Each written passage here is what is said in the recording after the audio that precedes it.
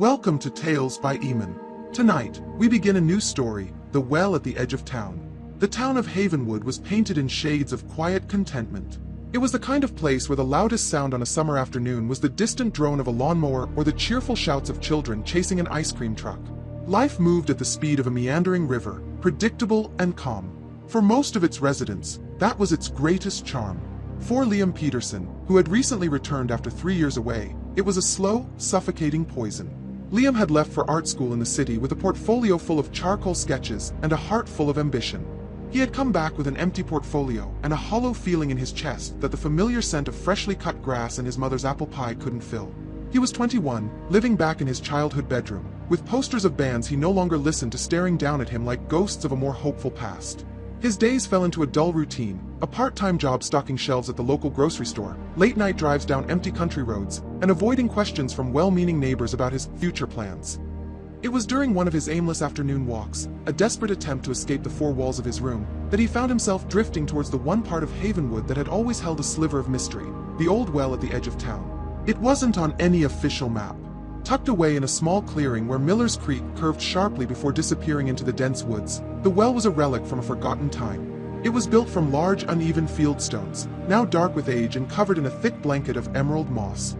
A gnarled old oak tree, itself ancient, spread its heavy branches over the well like a silent guardian. The wooden roof that once covered it had long since rotted away, leaving only a few splintered beams pointing accusingly at the sky. As kids, Liam and his friends had called it the Whispering Well.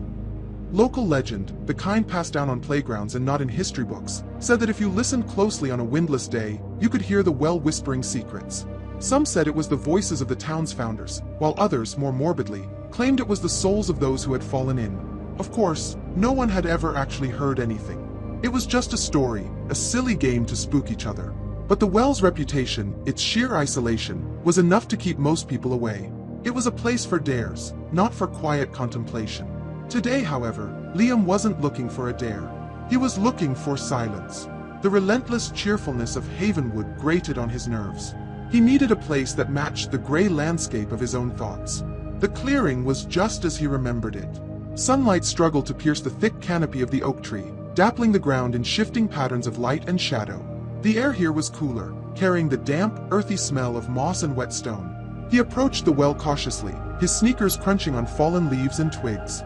He ran his hand over the rough, cool stones of the parapet. They felt solid, permanent. He leaned over, peering into the darkness. He expected to see a pile of debris, maybe some stagnant, murky water. But the shaft was perfectly black, a cylinder of pure void that seemed to swallow the light. He couldn't see the bottom. He picked up a small pebble and dropped it in, a childish impulse. He leaned closer, listening. He waited for the faint plink or plop of it hitting water or stone. But there was nothing. No sound at all. It was as if the pebble had simply ceased to exist the moment it crossed the threshold. He felt a strange shiver crawl up his spine, a feeling that had nothing to do with the cool air in the clearing. He told himself it was just deeper than he thought, that the sound was too faint to hear. He was about to turn and leave, to write the experience off as just another disappointment, when he decided to look one more time. He gripped the edges of the well, the moss dampening his palms, and stared down into the inky blackness. His own reflection should have been there, a faint outline against the dark. But it wasn't. For a split second, the darkness seemed to shift, to coalesce. An image flickered in the depths, clearer than a memory. It was his father's face. Not as he looked now, with gentle crow's feet around his eyes, but his face from the day Liam had called him from the city to say he was quitting art school.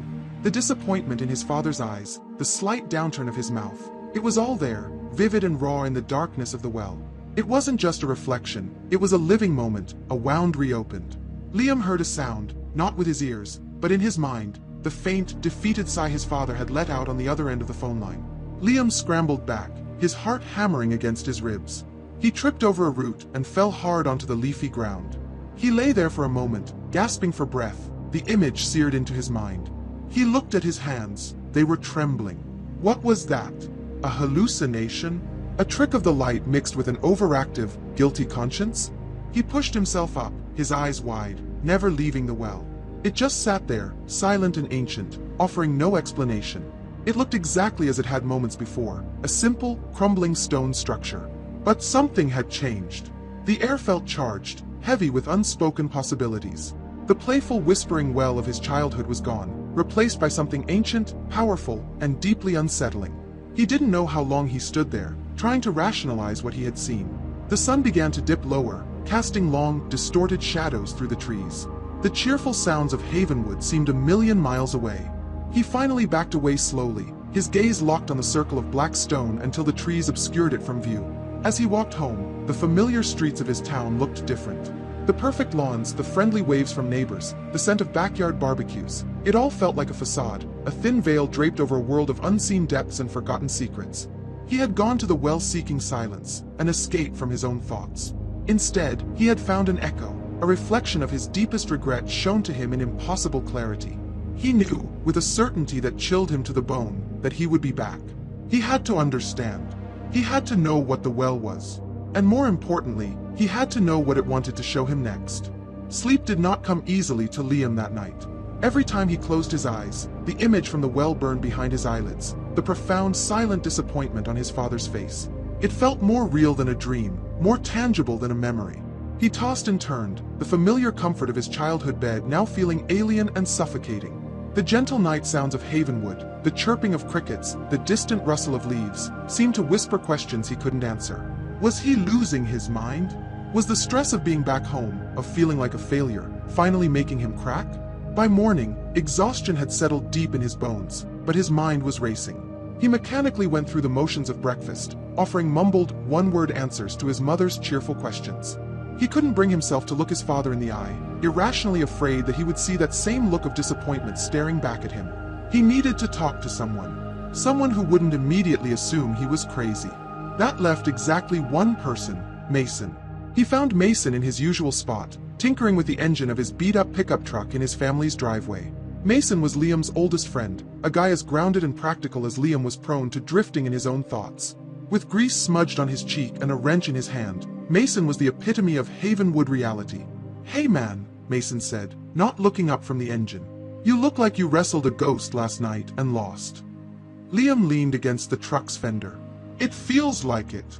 He hesitated, trying to find the right words. "I went out to the old hemlock well yesterday, by Miller's Creek." Mason paused, wiping his hands on a rag. "The Whispering Well? What, feeling nostalgic for our dumb kid dares?" He smirked. "Don't tell me you finally heard a whisper." "I saw something," Liam said, his voice quiet but intense. "In the well. I looked in, and it wasn't my reflection. It was like a movie, a memory playing out in the water. Or, in the darkness, I guess. I couldn't see any water." Mason finally gave him his full attention, his expression shifting from amusement to concern. "Okay, what did you see?" "My dad," Liam admitted, the words feeling foolish as he said them aloud. The look on his face when I told him I was quitting school. It was perfect. Every detail. I even heard him sigh. Mason was silent for a long moment, studying Liam's face. "Dude," he said finally, his voice gentle. "You've been under a lot of stress. You're working a dead-end job, you're living back home. Maybe you were just tired, dehydrated. The mind plays tricks on you." "It wasn't a trick," Liam insisted, his frustration mounting. "It was real, Mason. I felt it." Okay, Mason said, holding up his greasy hands in a gesture of peace. "So, let's say it was real. A magic well at the edge of town shows you your worst memories. What are you gonna do with that? Go back for another round of feeling awful?" Mason's logic was like a splash of cold water. He was right, of course. From a practical standpoint, it was a useless, painful discovery. But he didn't understand the pull of it, the sheer impossibility of it that demanded an explanation. Liam knew he couldn't make him understand. The conversation left him feeling more isolated than before. He spent the rest of the day in a haze, the shelves at the grocery store blurring together. He knew what he had to do. He couldn't rely on his own memory or Mason's skepticism. He needed facts. He needed history. After his shift, instead of going home, he drove his car to the one place in Havenwood that held the town's collective memory, the public library. The Havenwood Library was a small, quiet building of red brick and ivy. The air inside smelled of old paper, lemon polish, and silence. Behind the main desk sat Alara Vance, the town's librarian and unofficial historian. She was a woman who seemed as timeless as the book she curated, with sharp, intelligent eyes that missed nothing and silver hair pulled back in a tight bun. She had been the librarian since Liam was a boy checking out picture books. "Liam Peterson," she said, her voice soft but clear as he approached the desk. "It's been a while. I heard you were back in town. I trust you're not here to return an overdue book on Renaissance painters." A faint blush crept up Liam's neck. "No, Mrs. Vance. I was actually hoping to look up some local history. Something old." Her interest was piqued. "Anything in particular?" "I was wondering about the area out by Miller's Creek," he began, choosing his words carefully. "Specifically, the old stone well in the clearing." Elara's expression didn't change, but her eyes seemed to focus on him with a new intensity. "The Hemlock Well," she stated. "It wasn't a question. Not many people ask about that spot anymore. It's on private land, technically, belonging to the old Hemlock estate, though the family has been gone for nearly a century." She gestured for him to follow her, leading him to a dusty, quiet corner of the library labeled Town Archives. She pulled a large, leather-bound scrapbook from a shelf. "The official town records won't tell you much," she said, laying the book on a table. "Fires, floods, we've lost a lot. But the stories remain." She flipped through brittle, yellowed pages filled with faded photographs and newspaper clippings. "That well is much older than the town itself. The founders built Havenwood around it, but they didn't build the well. It was already there." She pointed to a passage in a handwritten journal entry from the 1880s. "The early settlers were wary of it. They called the clearing the Echo, because they claimed that things, events, strong emotions, had a tendency to linger there. They believed the well was a focal point. Not haunted, you understand. Just resonant. Resonant." The word hung in the air, a perfect description for what he had experienced. It wasn't a ghost, it was an echo of a powerful emotion. "So, people have always thought it was strange?" Liam asked, his voice barely a whisper. "Strange, yes," Elara said, closing the book. "And best left alone. Some places are like that, Liam. They hold on to things. They reflect what you bring to them." She looked at him directly, her gaze piercing. "Be careful what you bring to it." Liam left the library with his head spinning. Elara hadn't confirmed what he saw, but she had validated the feeling. The well was a place of echoes. Armed with this knowledge, his fear was replaced by a burning, reckless curiosity. As dusk began to settle, painting the sky in strokes of orange and purple, he found himself back in his car, driving not home, but towards the edge of town. The clearing was darker now, the shadows deeper. A profound stillness hung in the air. He walked to the well, his steps deliberate. He was no longer a frightened kid who had stumbled upon a secret. He was an investigator. He took a deep breath, gripped the cold stones, and made himself look into the abyss again. For a long moment, there was only blackness. He felt a pang of disappointment. Maybe Mason was right. Maybe it had all been a trick of his mind. But then, it happened again. The darkness swirled, not with a memory of his own this time, but with something new. An image, sharp and clear, flashed before his eyes. It was a silver locket, shaped like a heart, intricately engraved with the image of a willow tree. He saw it lying half hidden among the gnarled roots of a large willow, the one that grew by the creek's edge about 50 yards from the well. The vision lasted only a second, but the image was imprinted on his mind with photographic clarity. He straightened up, his breath catching in his throat. This was different. This wasn't about him. It wasn't a memory or a regret. It was something else. A piece of information. A clue. He stared into the darkness of the woods, towards the unseen creek, his heart pounding with a mixture of terror and exhilarating purpose. The well wasn't just showing him the past. It was showing him something that was lost. And now, he had to find out who it belonged to. The vision of the locket did not fade. It was sharp and persistent, an image demanding action. Liam's mind, which had been a storm of confusion and doubt, was now startlingly clear, focused on a single objective. He didn't hesitate. He scrambled down the gentle slope from the clearing, pushing through the overgrown ferns and brush that lined the banks of Miller's Creek. The sound of the gurgling water grew louder, a steady counterpoint to the frantic beating of his heart. He saw it from 20 yards away, the ancient willow tree, its long, weeping branches forming a curtain of green that swept the ground. It was exactly as the vision had portrayed it. He slowed his pace as he approached, a knot of nervous energy tightening in his stomach. This was the moment of truth. If the locket was there, then nothing was a hallucination. The well was real. If it wasn't, then he was truly losing his grip. He knelt by the base of the tree, the damp earth soaking through the knee of his jeans. A complex network of thick, gnarled roots spread out from the trunk like the fingers of a giant hand. He ran his eyes over the ground, his gaze tracing the path he had seen in the vision. And then he saw it. Tucked into a hollow where two large roots twisted together, half covered by a fallen leaf, was a glint of silver. His breath hitched. Slowly, almost reverently, he reached out and picked it up. The locket was cool and heavy in his palm. It was a perfect heart, and etched onto its surface was the delicate, unmistakable image of a willow tree. It was identical to his vision in every detail. A profound, bone-deep chill washed over him, a feeling of standing on the edge of a world he never knew existed. He turned the locket over in his hand, his thumb tracing the engraving. It felt real. It was real. A small, almost invisible clasp was on the side. He carefully pried it open. Inside were two tiny, empty frames, waiting for photographs. On the left side, however, there was a minuscule inscription, so small he had to hold it up to the last rays of twilight to read it. It said, "Always find your way back home." The locket was clearly precious. Someone in Havenwood was heartbroken over losing it. But who? The inscription offered no clue to its owner, no initials or date. He stood up, pocketing the locket, his mind racing. Who did he know that might have owned this? He thought back through the faces of the people he'd grown up with. It was the willow tree engraving that finally sparked a connection. Chloe Davis. He hadn't spoken to Chloe in years, not since high school graduation. She had been a quiet, artistic girl, always sketching in a notebook. He specifically remembered a series of drawings she had done for an art class, detailed, beautiful sketches of the willow trees along Miller's Creek. It was a long shot, a flimsy connection based on a teenage memory, but it was the only lead he had.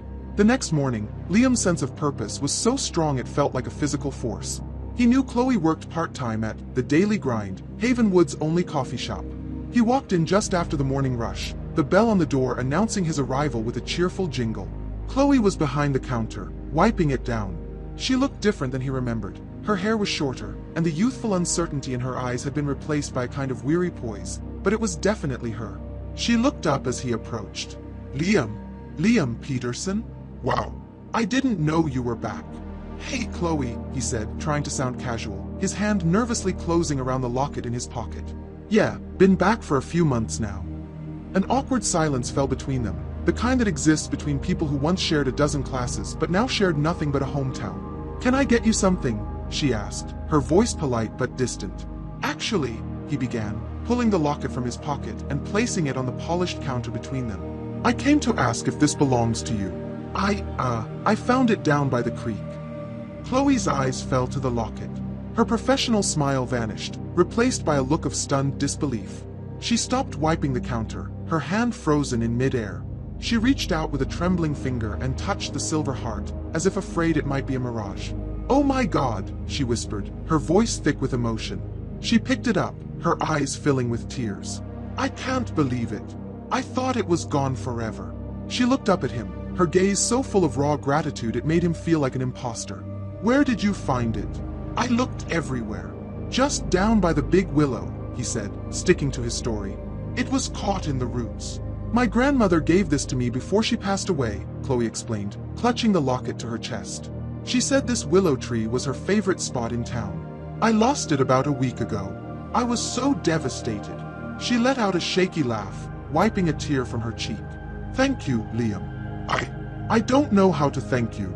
This means everything to me."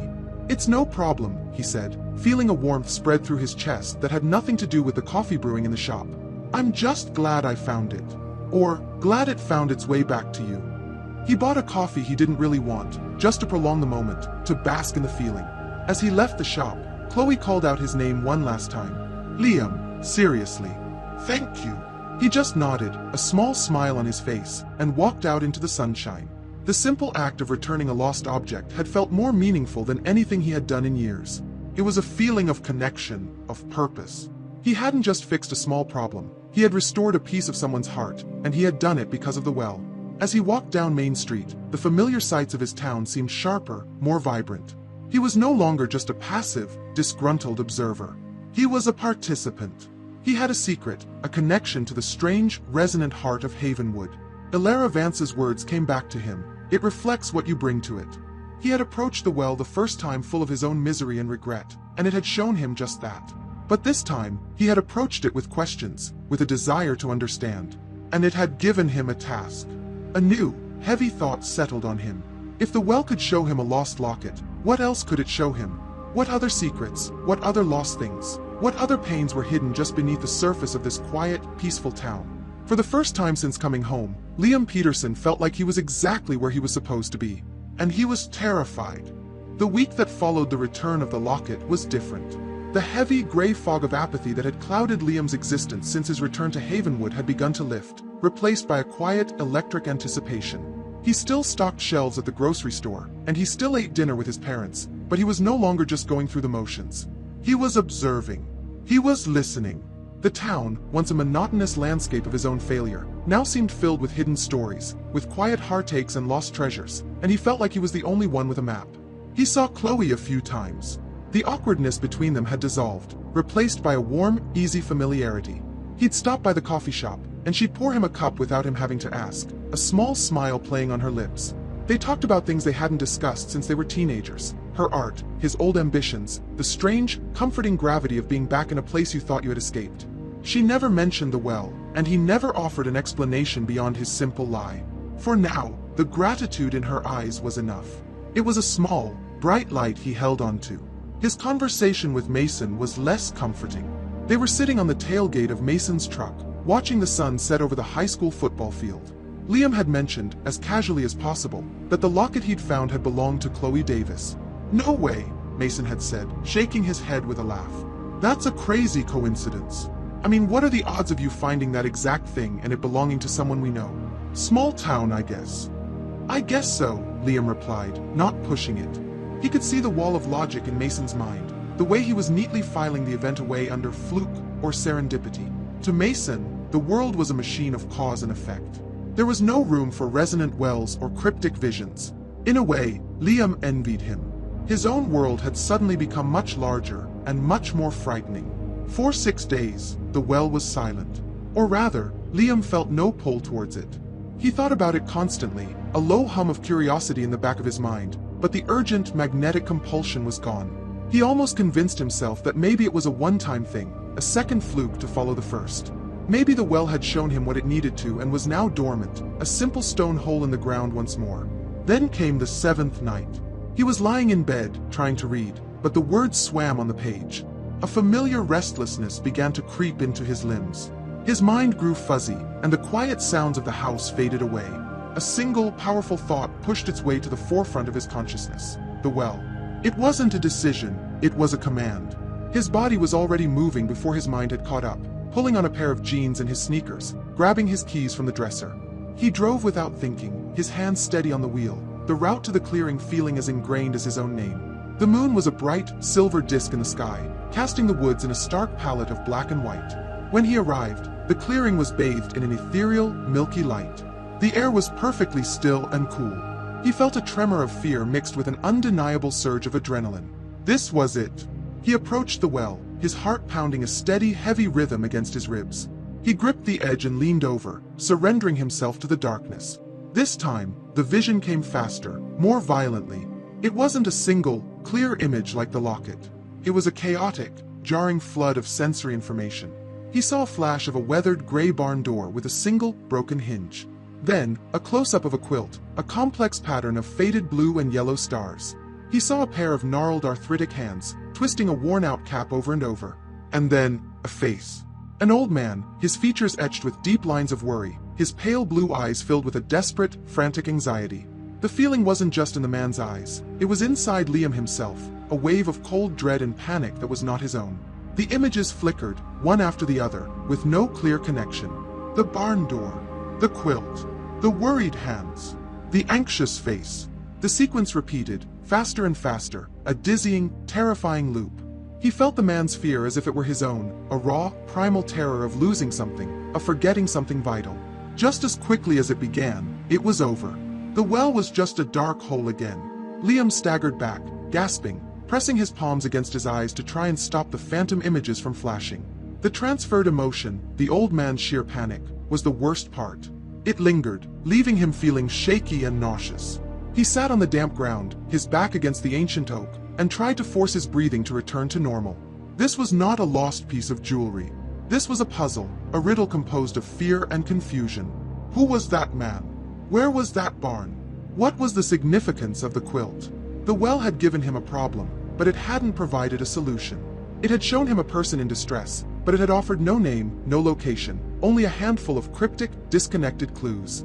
He sat there for a long time as the moon crept across the sky, the old man's anxiety slowly receding, leaving behind the heavy weight of responsibility. The well wasn't a simple map. It was a broken compass, pointing him in a direction but leaving him to navigate the treacherous terrain on his own. He knew he couldn't ignore it. That man's fear had felt too real. Somewhere in the quiet, peaceful town of Havenwood, an old man was in trouble, and Liam was the only one who knew. Liam woke the next morning with the ghost of another man's panic still clinging to him. The fragmented images from the well played on a loop in his mind. The broken hinge on the barn door, the faded stars of the quilt, the deep, desperate worry in the old man's eyes. It was a puzzle with no edges, and a suffocating sense of urgency was pressing in on him. Someone needed help. He started with the most tangible clue. He spent 2 hours on the internet, typing variations of blue and yellow star quilt pattern into the search bar. The screen flooded with thousands of images, a sea of patchwork designs from all over the world. Some were similar, but none were an exact match for the precise, slightly irregular pattern he had seen so clearly in his vision. It was like looking for a single, specific grain of sand on a vast beach. Frustrated, he abandoned the computer and got in his car. He drove out of town, taking the winding back roads that crisscrossed the farmlands surrounding Havenwood. He told himself he was looking for a gray, weathered barn with a broken hinge. But after passing a dozen different barns, all in various states of picturesque decay, he realized the futility of his search. He was on a fool's errand, chasing phantoms given to him by a hole in the ground. The anxiety he'd felt from the vision began to curdle into his own mounting despair. He was failing. He pulled over to the side of a dusty road, the engine idling, and rested his forehead against the steering wheel. He couldn't do this alone. Mason would laugh him out of the room. Chloe would listen, but how could he explain the unexplainable without sounding insane? There was only one person in Havenwood who hadn't looked at him like he was crazy, who had spoken of the well's location as a place of echoes. Ilara Vance. He found her at the library, shelving books with a quiet, focused efficiency. She looked up as he approached, her sharp eyes registering his disheveled appearance and the stress etched onto his face. "Back so soon, Liam?" she asked, her voice even. "I hope you've developed a sudden passion for our town's agricultural records." "Something like that," he said, forcing a smile that felt brittle. "I actually have another historical question, if you don't mind. It's for a personal project. An art project." The lie tasted clumsy on his tongue, but it was the best he could come up with. He pulled a small notepad from his pocket. He had spent the last hour sketching the quilt pattern from memory, trying to capture every detail. He handed the drawing to Ilara. "I'm trying to identify this quilt pattern," he said. "I think it's a local design, but I can't find it anywhere online. I was hoping you might recognize it." Ilara took the notepad and studied the sketch. She adjusted her glasses, her brow furrowed in concentration. For a long moment, the only sound was the gentle hum of the library's fluorescent lights. Liam held his breath. "Well now," she said finally, looking up from the paper. "This is very interesting. This isn't just any star pattern. This is a Havenwood star, or, as it was more commonly known, the Miller star." Liam's heart skipped a beat. "The Miller star?" "Yes," Ilara continued, her librarian's mind accessing a deep catalog of town lore. "It was a unique pattern created by the Miller family women back in the late 1800s. A variation on a more common design, but the proportions, the way the points are slightly blunted, that was their signature. They were renowned for their quilting. The Miller women believed the pattern brought comfort to a troubled mind." She tapped the drawing with her finger. "You don't see these anymore. They're all heirlooms now, tucked away in cedar chests." All the pieces suddenly slammed into place with breathtaking clarity. Miller's Creek. The Hemlock Well, on Old Miller land. The Miller Star. Are any of the Miller family still around? Liam asked, his voice barely a whisper. "Just one," Ilara said, her expression turning thoughtful. "Arthur Miller. He's an old man now, lives by himself out in the original Miller farmhouse at the end of Old Hemlock Road. A total recluse. Keeps to himself." She paused, a shadow of concern crossing her face. "Now that I think about it, I haven't seen Arthur in town for his groceries in a few weeks. That's unusual for him, even if he is a shut-in." The old man's face from the vision flashed in Liam's mind, the pale blue eyes wide with panic. Arthur Miller. The weathered barn was his barn. The hands twisting a cap were his hands. And the fear was his. The well hadn't shown him a random person in distress. It had shown him the last descendant of the family on whose land the well resided. "Thank you, Mrs. Vance," Liam said, his voice tight with urgency. "You've been a huge help." He turned and practically ran out of the library, leaving Alara staring after him with a curious, knowing look in her eyes. He jumped into his car, his mind racing. A recluse who hadn't been seen in weeks. A vision filled with frantic anxiety. The quilt pattern meant to bring comfort to a troubled mind. It all pointed to one terrifying conclusion. Arthur Miller was in trouble, he was alone, and time was running out. Liam slammed the car into drive and sped towards Old Hemlock Road, the quiet piece of Havenwood suddenly feeling like the calm before a storm. Old Hemlock Road was less a road and more a suggestion. The asphalt quickly gave way to gravel, which in turn became a rutted dirt track flanked by a dense, unbroken wall of trees. Liam's car bounced and shuddered, the branches of overgrown bushes scraping against the side doors like skeletal fingers. The deeper he drove, the more it felt like he was traveling back in time, leaving the manicured lawns and cheerful familiarity of Havenwood far behind.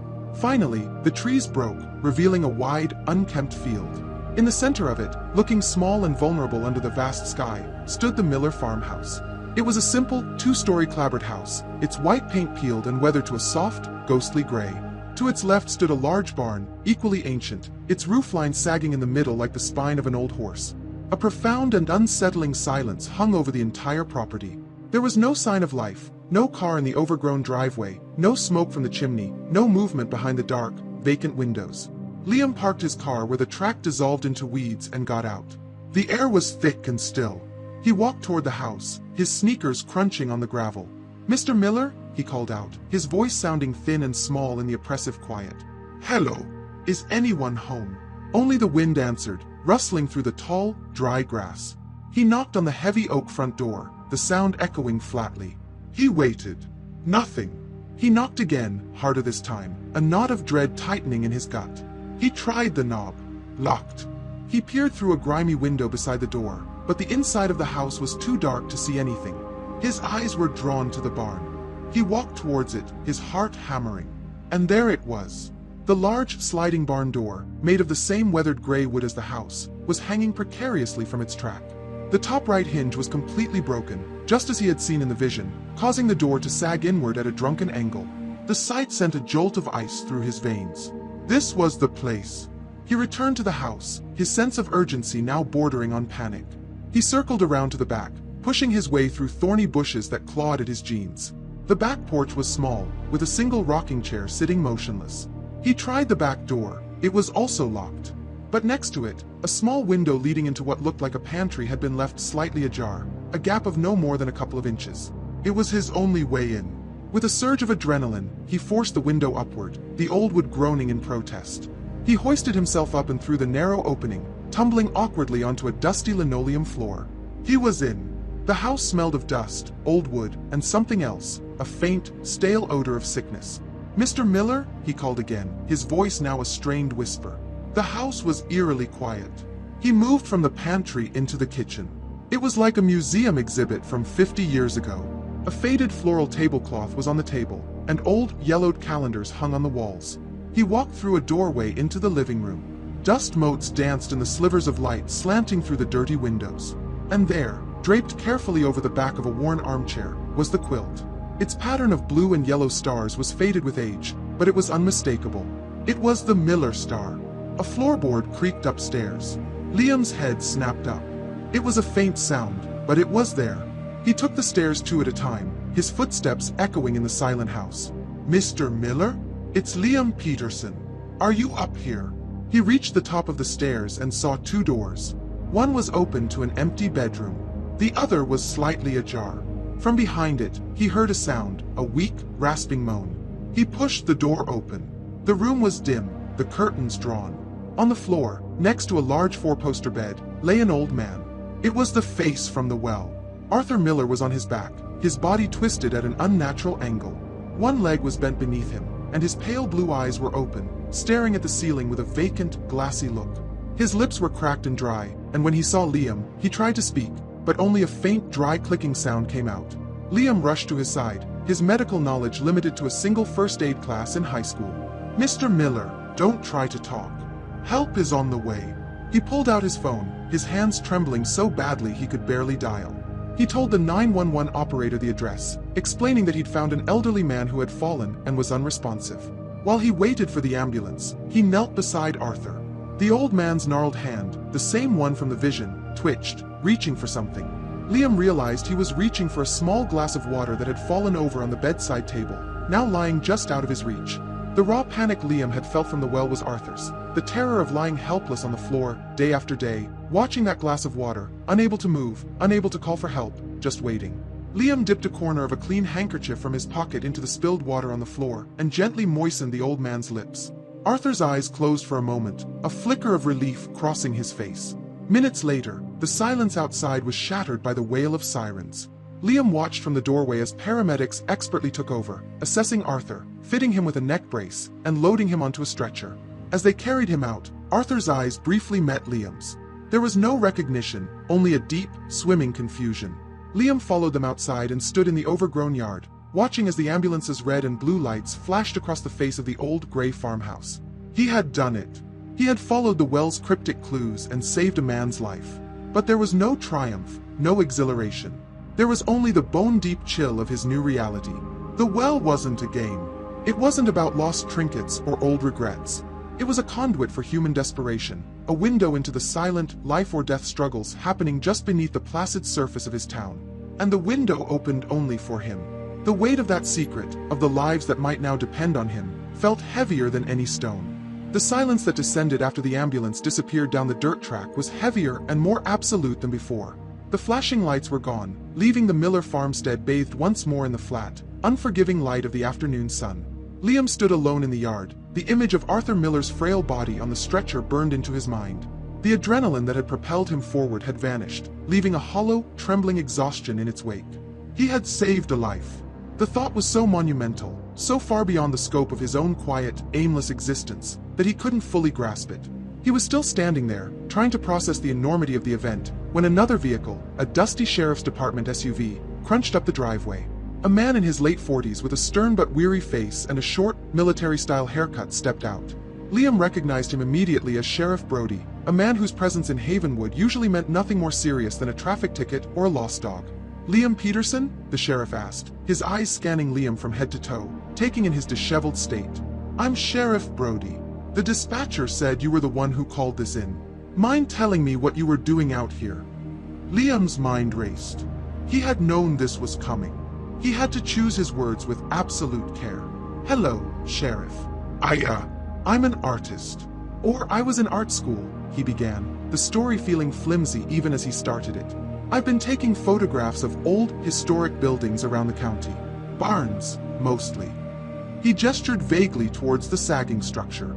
"I was setting up a shot of the barn when I thought I heard something. A noise from the house. I called out, but nobody answered.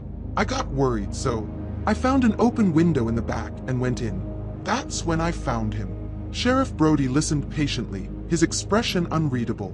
"You found an open window," he repeated, his tone neutral. "And you decided to climb through it. You know that's called trespassing, son."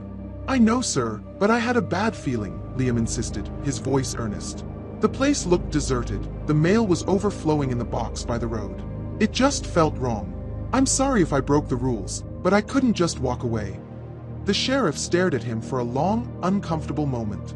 He walked over to the front door, then circled the house. When he returned, he sighed, the stern lines on his face softening slightly. "The paramedics said Arthur was severely dehydrated. Looks like he broke his hip. They said another day, maybe less, he wouldn't have made it. You saved his life, son. So, I'm going to overlook the trespassing. This time." He fixed Liam with a hard stare. "But your story is one hell of a lucky coincidence. You just happened to be at the most remote farm in the county on the exact day its owner needed a miracle." "I guess I did," Liam said quietly, avoiding the sheriff's gaze. "All right," Brody said, clapping him lightly on the shoulder. "Go on home. I'll have one of my deputies come by later to take a formal statement." As Liam drove away, he could feel the sheriff's eyes on him, a silent, lingering question mark. The lie had worked, but it felt like a cheap magic trick, a thin piece of cardboard hiding an impossible truth. By the next day, the story was all over Havenwood. News of old Arthur Miller's rescue spread like wildfire, and Liam's name was attached to every telling. At the grocery store, people looked at him differently. His boss gave him a respectful nod. Mrs. Gable from across the street, who usually just commented on his overgrown lawn, stopped him to say he was a true hero. It was a strange and unsettling kind of celebrity.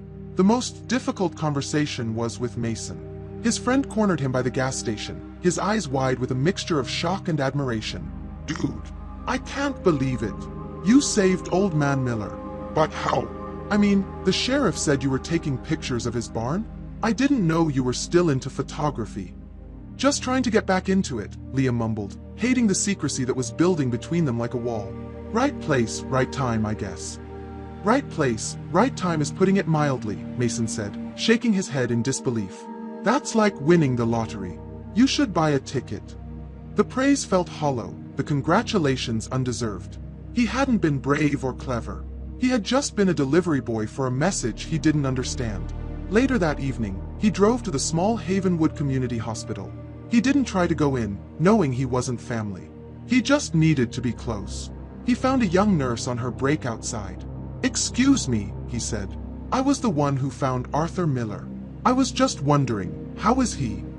The nurse's tired face broke into a warm smile. "You're the young man who called it in? He's a tough old bird. He's stable. It was the dehydration that nearly got him, but he's responding well to fluids. You got to him just in time. Truly." The confirmation settled in his stomach like a lead weight. Just in time. He drove home in silence, the nurse's words echoing in his ears. He parked the car but didn't go inside. He just sat in the darkness, staring at the quiet, sleeping houses of his neighborhood. This secret was his, and his alone. The well hadn't just shown him a vision, it had given him a profound and terrifying burden. It had tied him to the fates of the people in this town, making him a reluctant guardian, a secret keeper of their deepest troubles. He hadn't asked for this power, this responsibility. But as he thought of Arthur Miller, alive in a hospital bed instead of alone on his bedroom floor, he knew he couldn't refuse it either. A question began to form in the deepest part of his mind, a question the well had yet to answer. Why him? In the 2 weeks that followed Arthur Miller's rescue, an uneasy quiet settled over Liam's life. The town's chatter about his heroism faded to a respectful murmur. He was no longer the aimless art school dropout, but he wasn't comfortable in his new role as a local savior, either. He felt like an actor in a play where he was the only one who knew the stage was about to collapse. He walked through his days in a state of hypervigilance, waiting for the familiar, irresistible pull of the well. Every quiet moment felt like the intake of breath before a scream. But the well remained silent. The question, "Why me?" had become a constant, nagging companion. It was a question he couldn't ask Mason, and a truth he couldn't share with Chloe, though their friendship had deepened into the one truly bright spot in his life. They met for coffee most mornings, a simple routine that felt like an anchor in the swirling chaos of his secret. He found himself telling her not about the well, but about the feeling it produced, the pressure, the strange sense of displacement in his own life. She listened without judgment, her quiet empathy a balm he desperately needed. Unable to bear the unanswered question any longer, he found himself once again walking through the doors of the Havenwood Library. Ilara Vance looked up from a stack of historical documents, her sharp eyes seeming to know why he was there before he'd even spoken a word. "I don't have another quilt for you to identify, Liam," she said, a hint of a smile in her voice. "No, Mrs. Vance," he said, pulling up a chair opposite her desk. "I came to thank you. Your information, it helped me get to Mr. Miller in time." "I simply provided some history," she replied, setting down her pen. "You were the one who felt the need to act on it." There was a weight to her words, an invitation. He leaned forward, lowering his voice. "You mentioned that the clearing, the place you called the Echo, was always strange. I need to understand more. What kind of stories did people tell? About the well?" Ilara looked at him, her gaze thoughtful and serious. "The stories were always vague. Feelings, mostly. A sense of being watched. A sudden, inexplicable sadness. Some claimed they would see flickers of movement at the edge of their vision, like a memory playing out in the air." She paused, choosing her next words carefully. The Miller family, in particular, always had a unique relationship with that land. They never spoke of it directly, but there were whispers. Arthur's great-grandmother, a woman named Eleanor Miller, was what old-timers used to call a dowser. She could supposedly find water with a willow branch. People said she didn't find the water, she listened for it. They said she could listen to the land itself. Liam felt a chill crawl up his arms. Listen to the land? They were keepers of that place, Liam, Elara said softly. They had a connection to it that no one else did. Perhaps now that Arthur is unable to listen, the land, or the well, is trying to speak to someone else. Someone nearby. Someone sensitive enough to hear. The implication hung in the air between them. Someone like you. It wasn't a complete answer, but it was a beginning. He wasn't chosen at random. He was a tuning fork, resonating with a frequency that had been left unattended. The next day, he drove out to the County Rehabilitation Center to visit Arthur Miller. He found the old man sitting up in a chair by a window, looking frail but with a stubborn light back in his pale blue eyes. He was gruff and spoke in short, clipped sentences, but as Liam stood to leave, Arthur grabbed his arm with a surprising strength. "You're the Peterson boy," he rasped, his voice scratchy. "You found me." "Yes, sir," Liam said. Arthur stared at him, his eyes searching Liam's face. "My grandmother Eleanor, she always said that place has a voice. She told me, never ignore what the water tells you." He released Liam's arm, his gaze drifting to the window. "It seems it's found someone new to talk to." Liam left the rehab center with Arthur's words echoing in his mind, solidifying what Elara had hinted at. He was now the listener. The thought was both terrifying and, in a strange way, clarifying. That night, the pull came again. It was gentle at first, a faint whisper in the back of his mind, but it grew into the familiar, undeniable command. He drove to the clearing under a starless, overcast sky.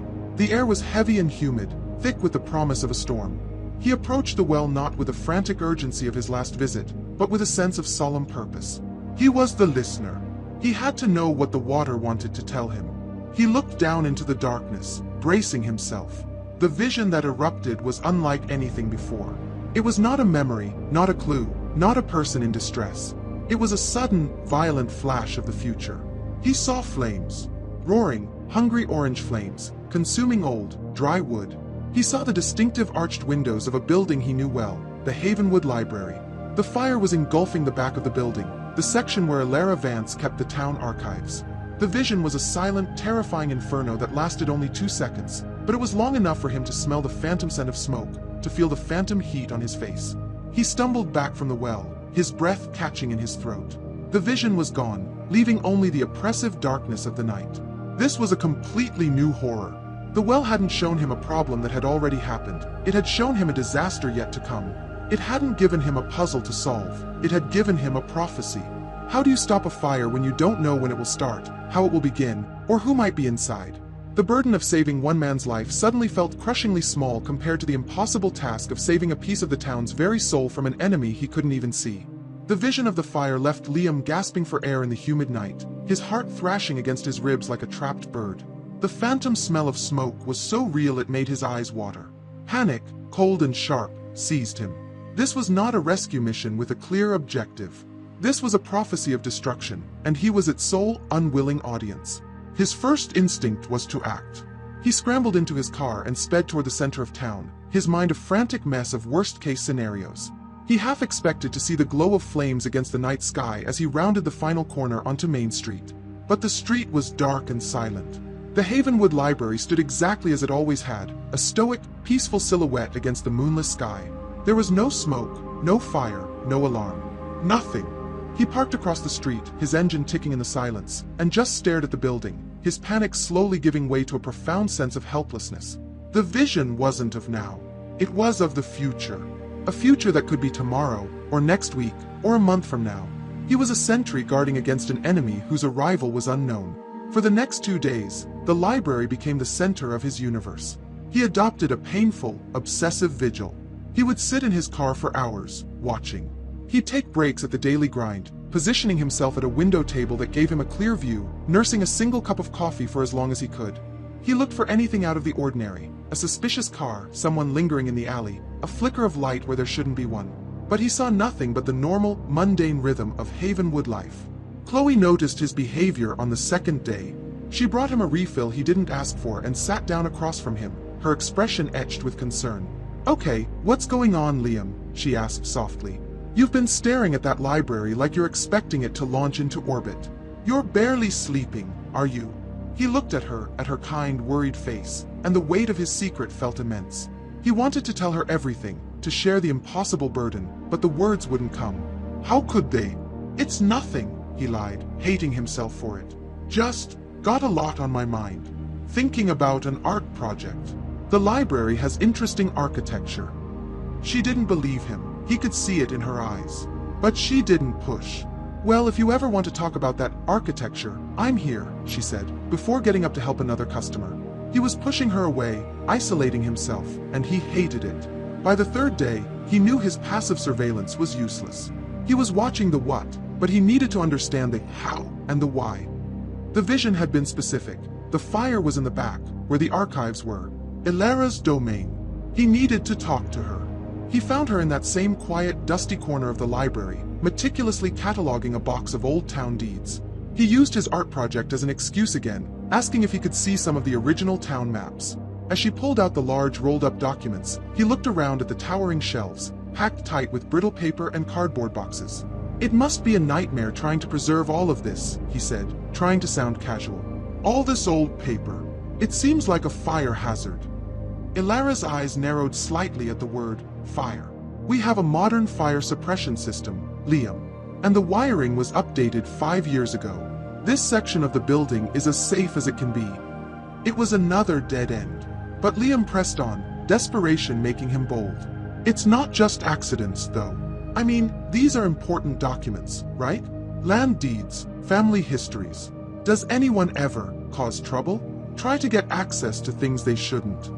For the first time, a flicker of irritation crossed Ilara's calm features. She sighed. It's funny you should ask. There has been a recent annoyance. A man named Caleb Blackwood. His family had a long-standing land dispute with the Millers, going back a century. He's convinced there's a document in here, a will or a deed, that proves his family was cheated. There isn't, of course. The matter was settled in court in 1922. And he's been bothering you? Liam asked, his senses suddenly on high alert. He's been demanding, belligerent, Ilara said, her voice tight with disapproval. He has a temper, that one. I had to threaten to call Sheriff Brody to get him to leave last week. He believes we're all part of some conspiracy to hide his family's legacy. It's a sad, foolish obsession. Caleb Blackwood. The name struck Liam like a physical blow. A man with a temper. An obsession with the archives. A grudge against the Miller family, the very family whose legacy was tied to the well. It was too much to be a coincidence. This wasn't some random accident he was waiting for. The fire was going to be intentional. It was going to be arson. He left the library in a daze, his mind racing. The impossible, abstract threat of a future fire now had a face and a name. He was no longer just a prophet of a disaster. He was the sole witness to a crime that hadn't been committed yet. His task had shifted from watching a building to watching a man who was unstable, angry, and had a clear motive for wanting to see a piece of Havenwood's history, and the truth along with it, go up in flames. The name Caleb Blackwood was a compass point in a sea of terrifying uncertainty. Liam's mission, which had felt impossibly vague, now had a singular, sharp focus. He left the library not with a sense of relief, but with the cold, heavy certainty of a hunter who has just found the tracks of a dangerous predator. He started with what he knew. In a small town like Havenwood, reputations were practically heirlooms, passed down through generations.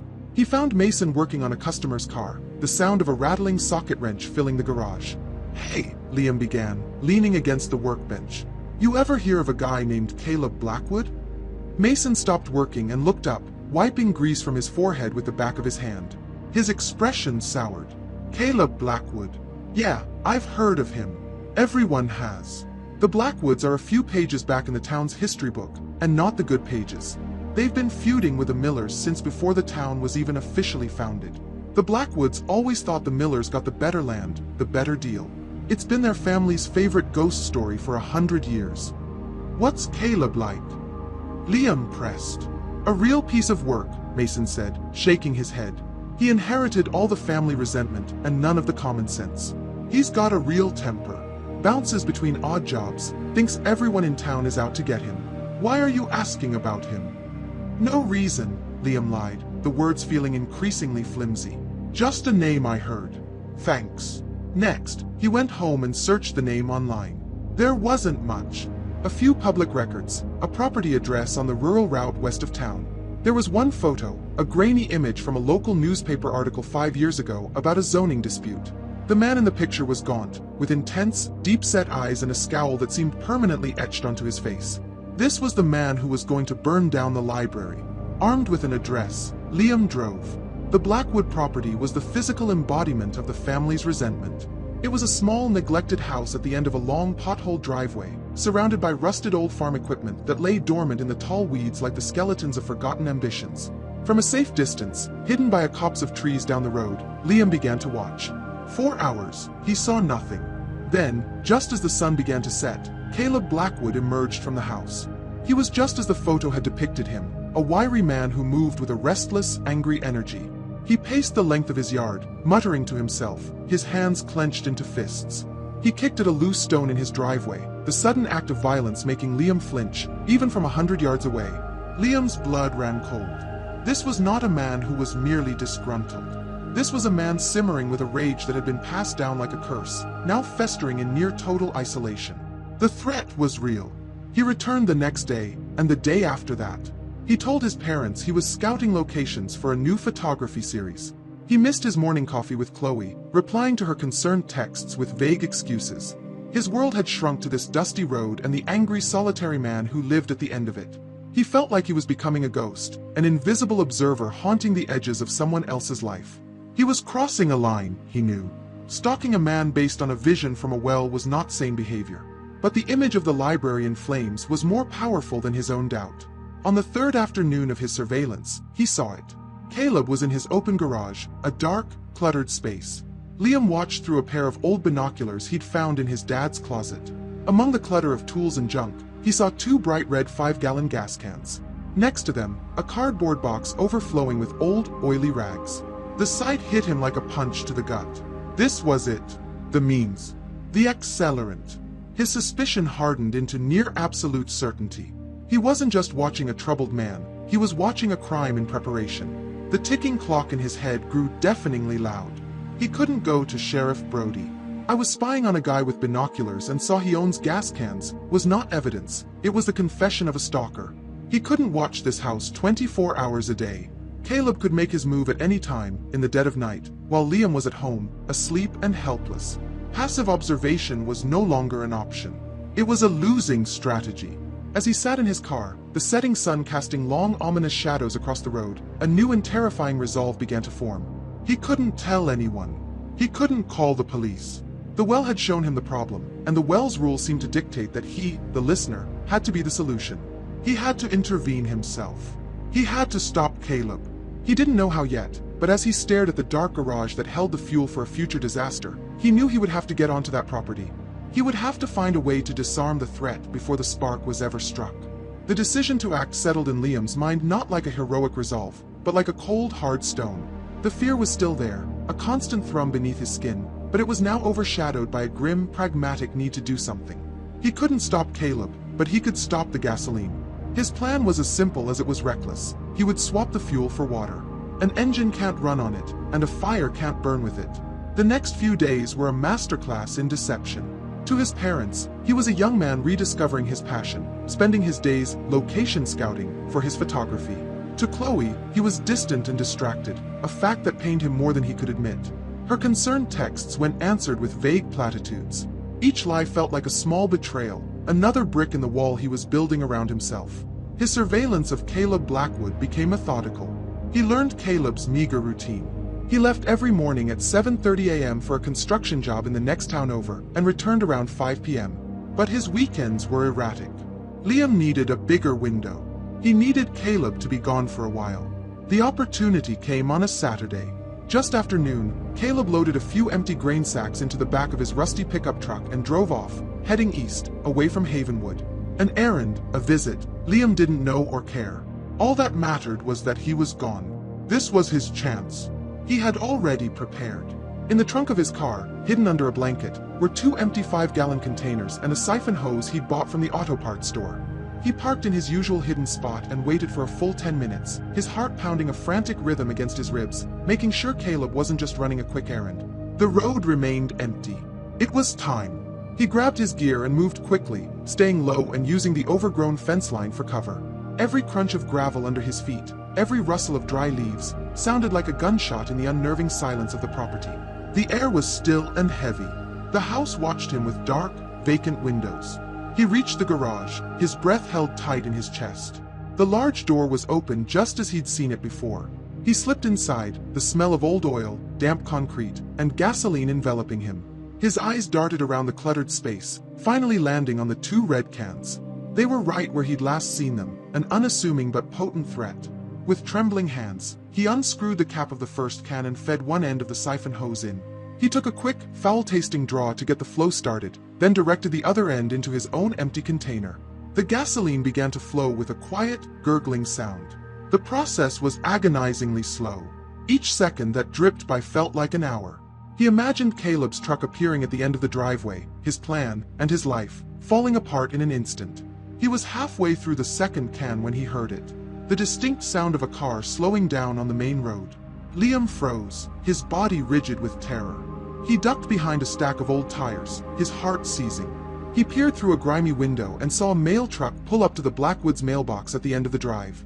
The mail carrier, a woman he vaguely recognized, put the mail in and drove off. The entire event lasted less than 20 seconds, but it left Liam shaking, his forehead slick with sweat. He forced himself back to the task. He finished siphoning the last of the gasoline, the fumes making him dizzy. His own containers were now full, heavy with stolen fuel. He quickly capped them and moved to the spigot on the side of the house, filling Caleb's cans to the top with water. They looked identical. He placed them back exactly where he'd found them, next to the box of rags. The trap was set. The hardest part was getting away. He had to haul 2 50-pound containers of gasoline back to his car without being seen. His muscles screamed in protest. He moved in a half-crouch, his breath coming in ragged gasps, expecting to hear the rattle of Caleb's truck at any moment. He finally reached his car, threw the cans in the trunk, and sped away, not looking back. He didn't drive home. Instead, he took the heavy containers to the town's hazardous waste disposal site behind the dump, a place no one ever went on a Saturday. He emptied the contents, the evidence of his crime mixing with the town's other discarded poisons. Back in his room, hours later, the adrenaline finally began to fade. He showered, scrubbing the smell of gasoline from his skin, but he couldn't scrub the feeling from his mind. He had done it. He had trespassed, stolen, and lied. He had taken an active criminal step to prevent a future he had only seen in a vision. He looked out his window at the peaceful town, the library a familiar shape in the distance, and for the first time in days, he felt a flicker of relief. He had averted the disaster. He had won. He fell into an exhausted sleep, believing his victory was complete. He didn't consider that a man as full of rage as Caleb Blackwood might have more than one way to start a fire. He didn't consider that the well had only shown him the what, and that he had only guessed at the how. And he didn't consider what a desperate man might do when his first plan fails. For 3 days, there was silence. The heavy weight of the impending fire lifted from Liam's shoulders, replaced by the quiet hum of a mission accomplished. The world seemed to return to its normal rhythm. He slept through the night for the first time in a week. He helped his dad fix a sagging fence post. He felt, for a fleeting beautiful moment, like a normal 21-year-old in his quiet hometown. He knew he owed Chloe an apology. He found her at the coffee shop and, instead of ordering, simply asked if she would go for a walk. They meandered through the town square, the late afternoon sun casting long shadows on the pavement. "I'm sorry," he said, the words coming out with a rush of sincerity. "I've been weird lately. Distant. I've had a lot on my mind, and I haven't been fair to you." She looked at him, her expression soft and understanding. "I was worried, Liam. You looked like you were carrying the weight of the world." "It felt like it," he admitted, which was the truest thing he had said to anyone in weeks. "But I think it's over now." They walked in comfortable silence for a while, a fragile peace settling between them. He felt a profound sense of hope. Maybe this was his new life. A quiet existence, punctuated by calls from the well, a secret guardian. Maybe he could manage it. Maybe he could have this simple, peaceful connection, and still carry his burden. His hope was a delicate glass structure, and it was shattered the next afternoon. He was driving down Main Street when he saw Caleb Blackwood's rusted pickup truck parked in front of the hardware store. Liam's stomach instantly clenched. He pulled into a parking spot across the street, his newfound peace evaporating like morning mist. He watched, his hands gripping the steering wheel. A few minutes later, Caleb emerged. He wasn't carrying gas cans. He was carrying 2 large, heavy sacks of ammonium nitrate fertilizer and several gallon jugs of cleaning solvent. Liam, who had spent his share of time on the internet in the past week researching arson, felt a surge of pure, cold dread. He knew what those ingredients could be used for. It was a chemical accelerant, far more volatile and destructive than simple gasoline. His sabotage hadn't stopped Caleb. It had enraged him. It had forced him to escalate. The water in the gas cans would have been a final, infuriating confirmation of his paranoia, that the world, that the town, was actively working against him. Liam hadn't prevented a fire, he had upgraded it. The crushing weight returned, heavier than before. The ticking clock was back, and it was ticking faster. This wasn't a plan Caleb would wait on. This was the action of a man whose fuse had been lit. That night, Liam didn't sleep at all. He sat by his window, staring in the direction of the library, his mind a maelstrom of panic and self-recrimination. He had made things worse. He had been arrogant, thinking he could outsmart a man's century-old rage. Just after midnight, as he was fighting the urge to just call in an anonymous, insane-sounding tip to the sheriff, he felt it. The pull. It wasn't the gentle command from before. It was a violent, physical summons, a hook in his gut yanking him toward the edge of town. There was no resisting it. The well was screaming at him.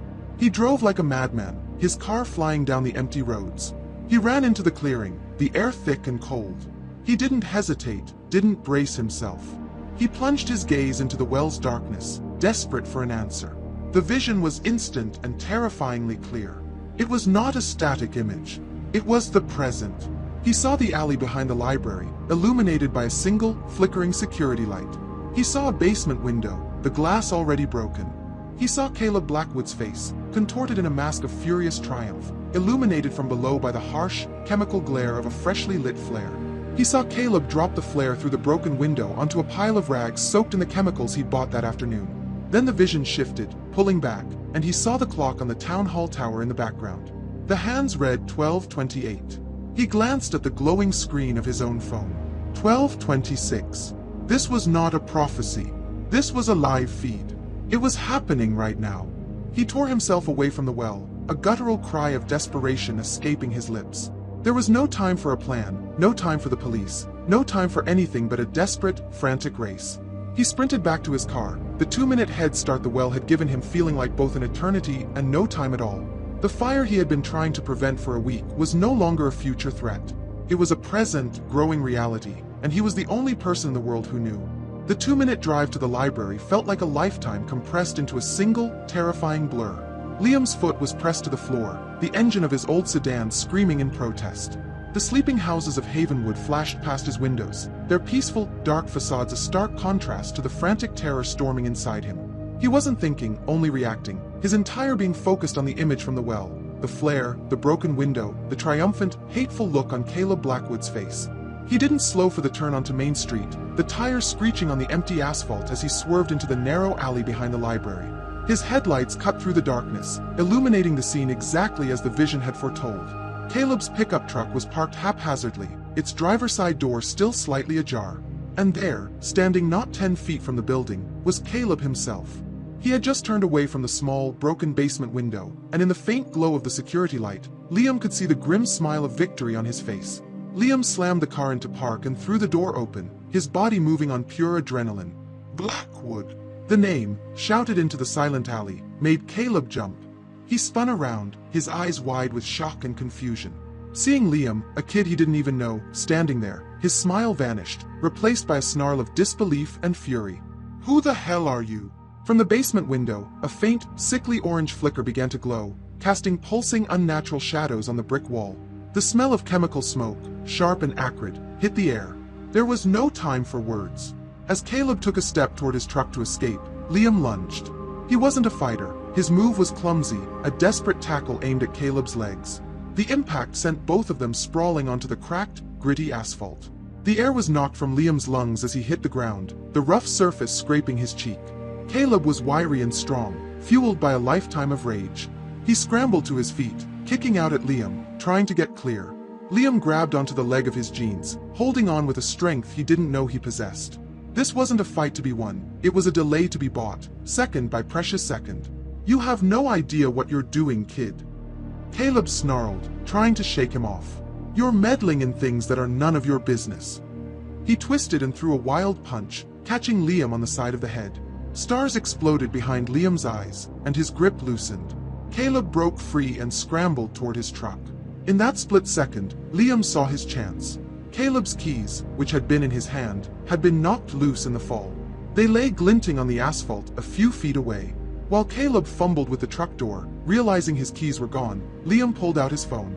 His hands were shaking, and his thumb was slick with a mix of sweat and blood from his scraped hands, but he managed to dial 911. 911, what is your emergency? The operator's voice was calm, a voice from another, saner world. Fire! Liam gasped, his eyes locked on Caleb, who was now frantically patting his pockets, his face a mask of dawning horror. The library! The Havenwood Library, in the alley behind it. A man just set it on fire. His name is Caleb Blackwood. He's still here. Caleb heard him. He stopped searching for his keys and slowly turned, his eyes locking onto Liam. The rage in them had curdled into something colder, more murderous. He had been discovered. His grand act of historical vengeance was ruined, and his escape was cut off. All because of this kid. You just made the biggest mistake of your life, Caleb whispered, his voice dangerously low. The orange glow from the basement window was brighter now, the smoke thicker. Liam could hear the faint, hungry crackle of the flames catching on the dry, ancient paper of the archives. He pushed himself to his feet, backing away slowly, holding his phone like a shield. Caleb took a step toward his truck, not to escape, but to the truck bed. His hand closed around a heavy, steel tire iron. He pulled it free, the metal scraping loudly in the sudden tense silence of the alley. He advanced on Liam, his knuckles white around the makeshift weapon. Liam was trapped. The library, with its growing fire, was on one side, a brick wall on the other. In front of him was a cornered, furious man with nothing left to lose. And then, cutting through the night, a new sound began to grow. A distant, rising wail. Sirens. Help was coming. But as Liam stared at the tire iron in Caleb Blackwood's hand, and the murderous intent in his eyes, he knew that it might not get there in time to save him. The approaching sirens were a countdown. Caleb Blackwood, his face a mask of pure hate in the flickering firelight, knew he had only seconds. He lunged, the tire iron held high, a final, desperate act of vengeance against the boy who had ruined everything. Liam threw himself backwards, stumbling over his own feet, his arms coming up in a useless attempt to shield his face. The heavy metal bar sliced through the air where his head had been a moment before. He scrambled away as Caleb raised the weapon for another strike. But before it could fall, the alley was flooded with a blinding glare. A sheriff's SUV screeched to a halt at the entrance, its headlights pinning Caleb in a brilliant, inescapable spotlight. A voice, amplified and authoritative, boomed through the night. Drop the weapon. On the ground now. For a heartbeat, Caleb remained frozen, a wild animal caught in the light, his rage warring with his instinct for self-preservation. Then, with a guttural roar of pure, impotent fury, he hurled the tire iron to the ground. It clattered loudly on the asphalt, the sound echoing the final, shattering collapse of his century-old grudge. Sheriff Brody and a deputy were out of the car in an instant, weapons drawn. Caleb didn't resist as they forced him to his knees and cuffed his hands behind his back, his defiant curses lost in the rising wail of approaching fire trucks. Suddenly, the alley was no longer a silent stage for a private battle. It was a chaotic swirl of motion and noise. Firefighters, their faces grim behind their masks, swarmed the building, axes in hand. A thick, powerful hose was unrolled, and with a roar, a torrent of water blasted through the broken basement window. The orange glow within flickered and fought back, belching thick, black smoke into the night air. Liam was now a bystander, a ghost at the edge of the scene.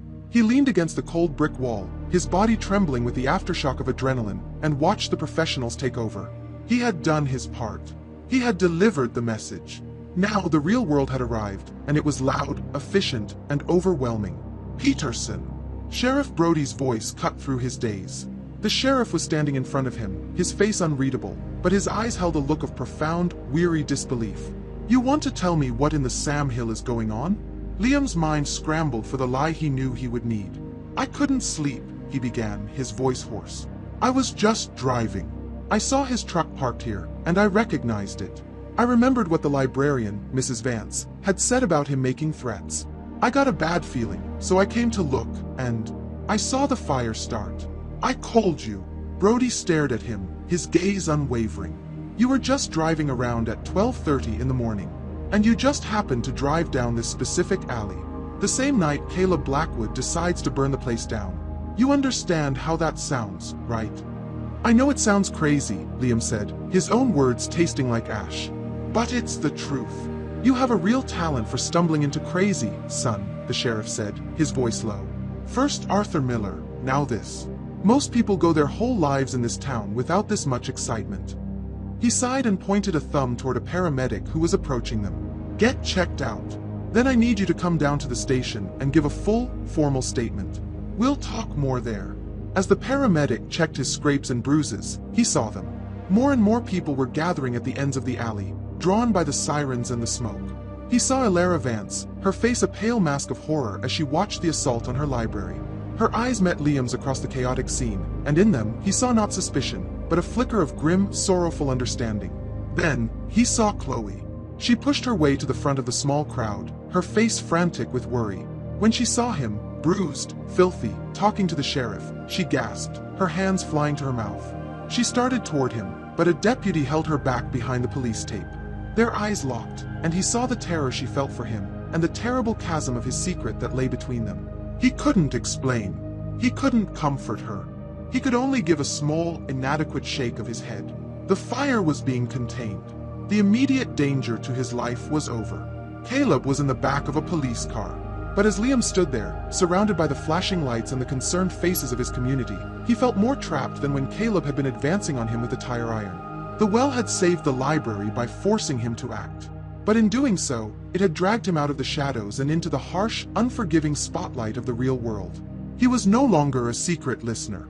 He was a person of interest, a key witness in a felony investigation, and his story made no sense. The threat was no longer a fiery vision, but the cold, logical process of the law, which would surely tear his impossible truth to shreds. The Havenwood Sheriff Station was a small, sterile building that smelled of strong coffee and disinfectant. The chaotic energy of the fire was gone, replaced by a quiet, suffocating intensity. Liam sat in a small, windowless interrogation room, the fluorescent lights above humming a monotonous tune. Across the metal table, Sheriff Brody watched him, his expression patient but his eyes missing nothing. The adrenaline had long since worn off, leaving Liam with a bone-deep exhaustion and a throbbing ache in his head where Caleb's punch had landed. "Let's go over it one more time, Liam," the sheriff said, his voice calm and even. "You were out for a drive after midnight because you couldn't sleep." "Yes, sir," Liam replied, his own voice sounding distant. "And of all the roads in the county, you chose the back alley behind the library. And you arrived in the exact 60-second window between the fire being set and the perpetrator leaving the scene." "I know how it sounds," Liam said, for what felt like the 100th time. "It was a coincidence. A lucky one. Lucky for the library, maybe. Not so lucky for my ability to believe in coincidences," Brody countered, leaning forward. "Here's my problem, son. Caleb Blackwood is in the next room. And you know what he's doing? He's talking. He's saying he saw you in the alley. He's claiming you were the one with the chemicals, that he tried to stop you, and you fought him and called the cops to frame him." The accusation hit Liam like a physical blow. He stared at the sheriff in disbelief. "What? That's insane. He's lying." "Of course he's lying," Brody said, waving a dismissive hand. "Caleb's been lying his whole life. But what he's giving me is a story. It's a crazy story, but it's a story. You're just giving me a coincidence. And in my line of work, a story, even a bad one, is better than a miracle. I need you to give me something real, Liam, or I'm going to have to start looking at you a lot harder than I want to." The threat was clear. Liam was no longer a hero. He was a complication, a loose thread in a story that the sheriff needed to make sense. But he had nothing else to give. The truth was impossible. He could only hold on to his flimsy lie, his one and only shield. He looked the sheriff in the eye, his exhaustion giving him a strange, hollow resolve. "I told you what happened," he said quietly. "I'm sorry I don't have a better story for you, but that's the one I've got." Brody stared at him for a long silent minute, then leaned back with a sigh, rubbing his tired eyes. "All right, Peterson. You can go. For now." He stood up, his presence filling the small room. "But don't leave town.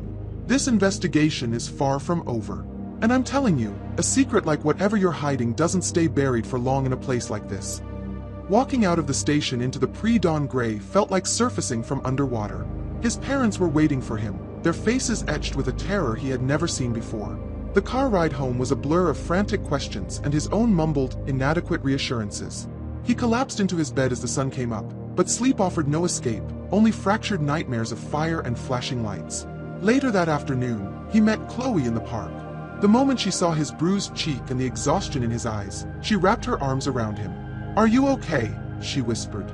What happened? The whole town is talking. He couldn't lie to her again, not completely. He pulled away slightly, looking into her worried eyes. I can't explain it, Chloe. I wish I could, but I can't. I know it all looks crazy, and I'm in some trouble. But you have to believe me. I was trying to do the right thing. Can you just trust me? It was an impossible thing to ask. He watched her struggle, saw the doubt and fear warring with her affection for him. Finally, she gave a slow, hesitant nod. Okay, Liam, she said softly. I trust you. The simple words were a lifeline, a fragile thread of warmth in his cold, isolating new reality. That night, the pull came again. His first reaction was a surge of bitter resentment. No, he thought, not again. Look at the mess you've made. He tried to fight it, to focus on the four walls of his room, but it was like trying to fight the tide. It was a deep physical ache, a summons he was powerless to refuse. He drove to the well filled with a sullen dread. He was no longer a curious explorer or a reluctant hero. He was an exhausted servant answering the call of a silent, inscrutable master. He stared down into the darkness, not with anticipation, but with a weary demand. What now? The vision that came was not of fire or of danger. It was not of the present or of the future. It was of the distant, hazy past. He saw a pair of hands, a woman's hands, strong and sun-weathered, placing the final fieldstone onto the parapet of the well. The well was new, the stones clean and sharp. The woman stood up, and he saw her face. It was a young woman with fierce, intelligent eyes, her long hair braided down her back. Eleanor Miller, Arthur's great-grandmother. She placed her palms flat on the stones, closing her eyes as if listening. The vision shifted, and he was no longer seeing her, but seeing with her. He felt the cool, deep thrum of the water far below, felt it not as a sound, but as a silent vibration that traveled up through the stone, through her hands, and into her heart. It was a feeling of immense, ancient, and quiet power. It was the well's voice. And for the first time, Liam understood. The well didn't just show things. It had a consciousness. And Eleanor Miller wasn't just its keeper. She was its first friend. The vision of Eleanor Miller lingered long after Liam had left the well. It wasn't frightening like the fire, or painful like the memory of his father. It was clarifying. It reframed everything. The well wasn't a tool or a magical object that dispensed cryptic clues. It was a conscious entity, an ancient presence, and for generations, it had had a partner in the Miller family. Now, for reasons he couldn't fathom, that connection had been passed to him. His resentment from the previous night dissolved, replaced by a profound and heavy sense of awe. The question was no longer just why me, but what now? What did this ancient consciousness want from him? His immediate problem, however, remained firmly in the present. He was still the prime person of interest in Sheriff Brody's arson investigation.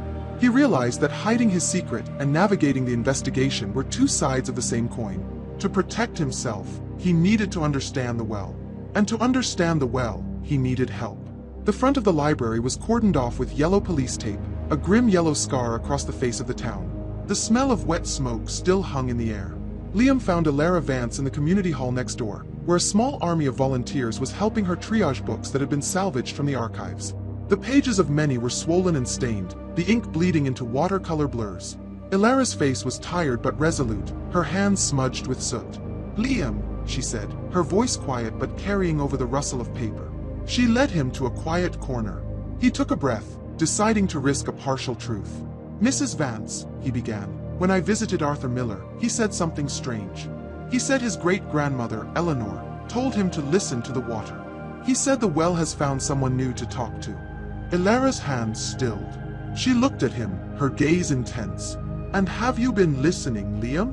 I think so, he said, his voice barely a whisper. The echoes you talked about, they're very strong for me. I see them. Images. Sometimes, they're things that have happened. Sometimes, they're things that are going to happen. He looked at the stacks of damaged books. I saw the fire before it happened. That's how I knew to be there. It was a confession, laid bare in the quiet corner of the hall. He expected shock, disbelief, perhaps even fear. Instead, Ilara simply nodded, a deep, sorrowful wisdom in her eyes. It was the look of someone whose quiet suspicions had just been given a voice. I have always believed there was more to the town's stories than mere folklore, she said. The Millers were protectors of that place. Eleanor, most of all. She made a decision. Wait here. She disappeared into a back office and returned a moment later carrying a small, locked wooden box. She produced a key from her pocket and opened it. Inside, nestled on a bed of faded velvet, was a small, leather-bound book, its cover worn smooth with age and its pages tied shut with a delicate ribbon. "This is the personal journal of Eleanor Miller," Elara said, her voice filled with reverence. "It was donated to the archives by Arthur years ago, with the instruction that it was not for public viewing. I believe it is meant for you to read." Liam took the journal as if it were a holy relic. He sat at an empty table and carefully untied the ribbon. The pages were filled with elegant, looping script, the ink faded from black to a soft brown. He began to read. October 12, 1888. "Father says I am a fool to spend so much time at the well. He sees only stone and water, but he does not feel it as I do. When I place my hands on the parapet, I can feel the deep, slow pulse of the world. It is not a sound, but a feeling. It speaks in pictures, in stone whispers. Today, it showed me a vision of Mr. Henderson's lost calf, caught in a thicket by the creek. I told him where to look, and he found her. He called me a miracle. I am no miracle. I am simply a listener." Liam felt a shock of recognition. He read on, devouring Eleanor's words. She wrote of visions small and large, a coming frost, a sick child who would recover, a lost wedding ring. She never saw it as a power she possessed, but as a conversation she was privileged to have. The well was the town's silent guardian, and she was its interpreter. He flipped further, his fingers tracing the delicate script. Then he came to a series of entries near the end of the journal. The handwriting had changed. It was still Eleanor's, but it was shakier, more agitated. May 3rd, 1922. "The whispers have grown troubled. The water is agitated. 4 weeks, the Blackwood men have been coming to the clearing. They do not come to listen. They come with anger in their hearts, shouting their accusations at the stones. They believe the well holds a secret that belongs to them, a secret to a fortune they feel they were cheated of. Their greed is a poison. It makes the water cloudy. It silences the whispers." Liam's blood ran cold. He quickly turned the page. May 14th, 1922. "They brought iron tools today. They mean to break the stones, to force the well to give up its secrets. I fear for it. The well is a place of deep memory, but it is not without defenses. It showed me a vision not of the town, but of the Blackwoods themselves, a vision of ruin, of a fire born of their own greed. They do not understand. What they seek to break will only break them in return. A fire born of greed, connected to the Blackwoods, almost a century ago." Liam stared at the page, a dawning horror spreading through him. Caleb Blackwood wasn't the first of his family to threaten something precious at the heart of Havenwood. This wasn't just a modern crime. It was the echo of an old, and perhaps unfinished, war. The faded ink of Eleanor Miller's journal felt more real to Liam than the police tape still stretched across the library entrance. The fire Caleb Blackwood had set was not a new act of violence, but the final, desperate echo of a conflict that had been simmering for a century. He and Elara sat in the quiet of the community hall, the damaged books piled around them like casualties of a long and pointless war. "A fire born of their own greed," Liam read aloud again. "She saw it, Elara. She saw a vision of a fire connected to the Blackwoods back in 1922. It's the same pattern." Elara's face was grim. "History doesn't repeat itself, but it often rhymes," she said softly. "The Blackwood family's anger has been the town's most persistent ghost. Caleb is just the latest one to be haunted by it." Liam's problem had crystallized. Sheriff Brody was looking for a motive, a logical chain of events, a story. And the real story, the one that explained everything, was not in a police file, but buried in the past. He knew with a sudden, gut-wrenching certainty that the only way to navigate his present danger was to fully uncover what happened in 1922. "We have to find out what that fire was," Liam said, his voice firm with a new purpose. "We need to look in the archives." "Your archives?" A sad smile touched Elara's lips. "My archives are a waterlogged, smoky mess. But the old newspaper records are stored in the metal filing cabinets. They might have survived." The next morning, they received permission from Sheriff Brody to enter the damaged section of the library. The air inside was thick with the stench of wet, charred paper. Water dripped from the ceiling, and the floor was littered with debris. It was a scene of desecration. Working by the beam of a single powerful flashlight, they forced open the warped drawers of a tall metal cabinet. Inside, miraculously, the bound volumes of the Havenwood Chronicle were damp but mostly intact. They carried the heavy books from 1922 back to the community hall and began the painstaking process of turning the fragile, water-damaged pages. For hours, they found nothing but local news and advertisements for products long since vanished. Liam was beginning to lose hope when Alara let out a small gasp. "Liam, look." She pointed a slender finger at a headline from the edition dated June 2nd, 1922. The headline was stark: "Blackwood Sawmill Destroyed in Midnight Inferno." Liam's blood ran cold as he read the article. The Blackwood family sawmill, their sole source of income and the heart of their family business for 2 generations, had burned to the ground in a sudden, violent fire. The cause was officially listed as undetermined, but the article noted that the family had been in financial trouble and that rumors of arson were rampant. No one was ever charged. The event had been a local tragedy that quickly plunged the Blackwood family into a poverty from which they never recovered. Liam leaned back in his chair, the newspaper's words connecting perfectly with the journal's. "It wasn't a curse," he whispered in awe. "It was a warning." The well showed Eleanor a vision of the Blackwood's own self-destruction. Their greed and anger led them to do something desperate. Maybe they set the fire for the insurance money and it got out of control, and it ruined them. The parallel was chillingly perfect. A century apart, 2 generations of Blackwood men, consumed by the same inherited rage, had turned to fire to solve their problems, and in doing so, had only succeeded in destroying their own futures. He felt a momentary flash of triumph. He understood it all. The history, the motive, the echo through time. But the triumph quickly soured. He pictured himself walking into Sheriff Brody's office, holding a 100-year-old newspaper and a dead woman's diary. He could already see the sheriff's weary, disbelieving stare. The Wells truth was not the kind of truth the law recognized. He had a story, but he had no evidence. "This explains everything," Alara said softly, "but it proves nothing." "No," Liam agreed, his mind racing. "But it gives me a place to look." He looked up at Alara, his eyes alight with a new, desperate idea. Caleb was obsessed with a document he thought was in the archives. A deed or a will that he thought would prove the Millers cheated his family. It wasn't here. But what if that document, the real one, the 1922 court settlement that ended the original dispute, still exists? Alara caught on immediately. "If you could find that," she said, her voice quickening, "it would prove Caleb's motive beyond any doubt. It would solidify the entire case against him. And it would make me look a lot less like a miracle worker and a lot more like a kid who just got caught in the middle of a family feud," Liam finished. His path was clear. He had to find that document. But where would Arthur Miller, a reclusive old man, keep a document that was the source of a century of hatred? There was only one place to look. "I have to go back to the Miller farmhouse," he said. He was no longer a rescuer or a prophet. He was a historian on a treasure hunt, searching for the one piece of paper that could finally put the ghosts of Havenwood to rest. Liam knew he couldn't simply break into the Miller farmhouse again. Trespassing twice would turn Sheriff Brody's suspicion into a certainty. He needed permission, and there was only one person who could grant it. He found Arthur Miller in a bright, sunny room at the Havenwood Rehabilitation Center, looking stronger than he had a week ago, though still frail.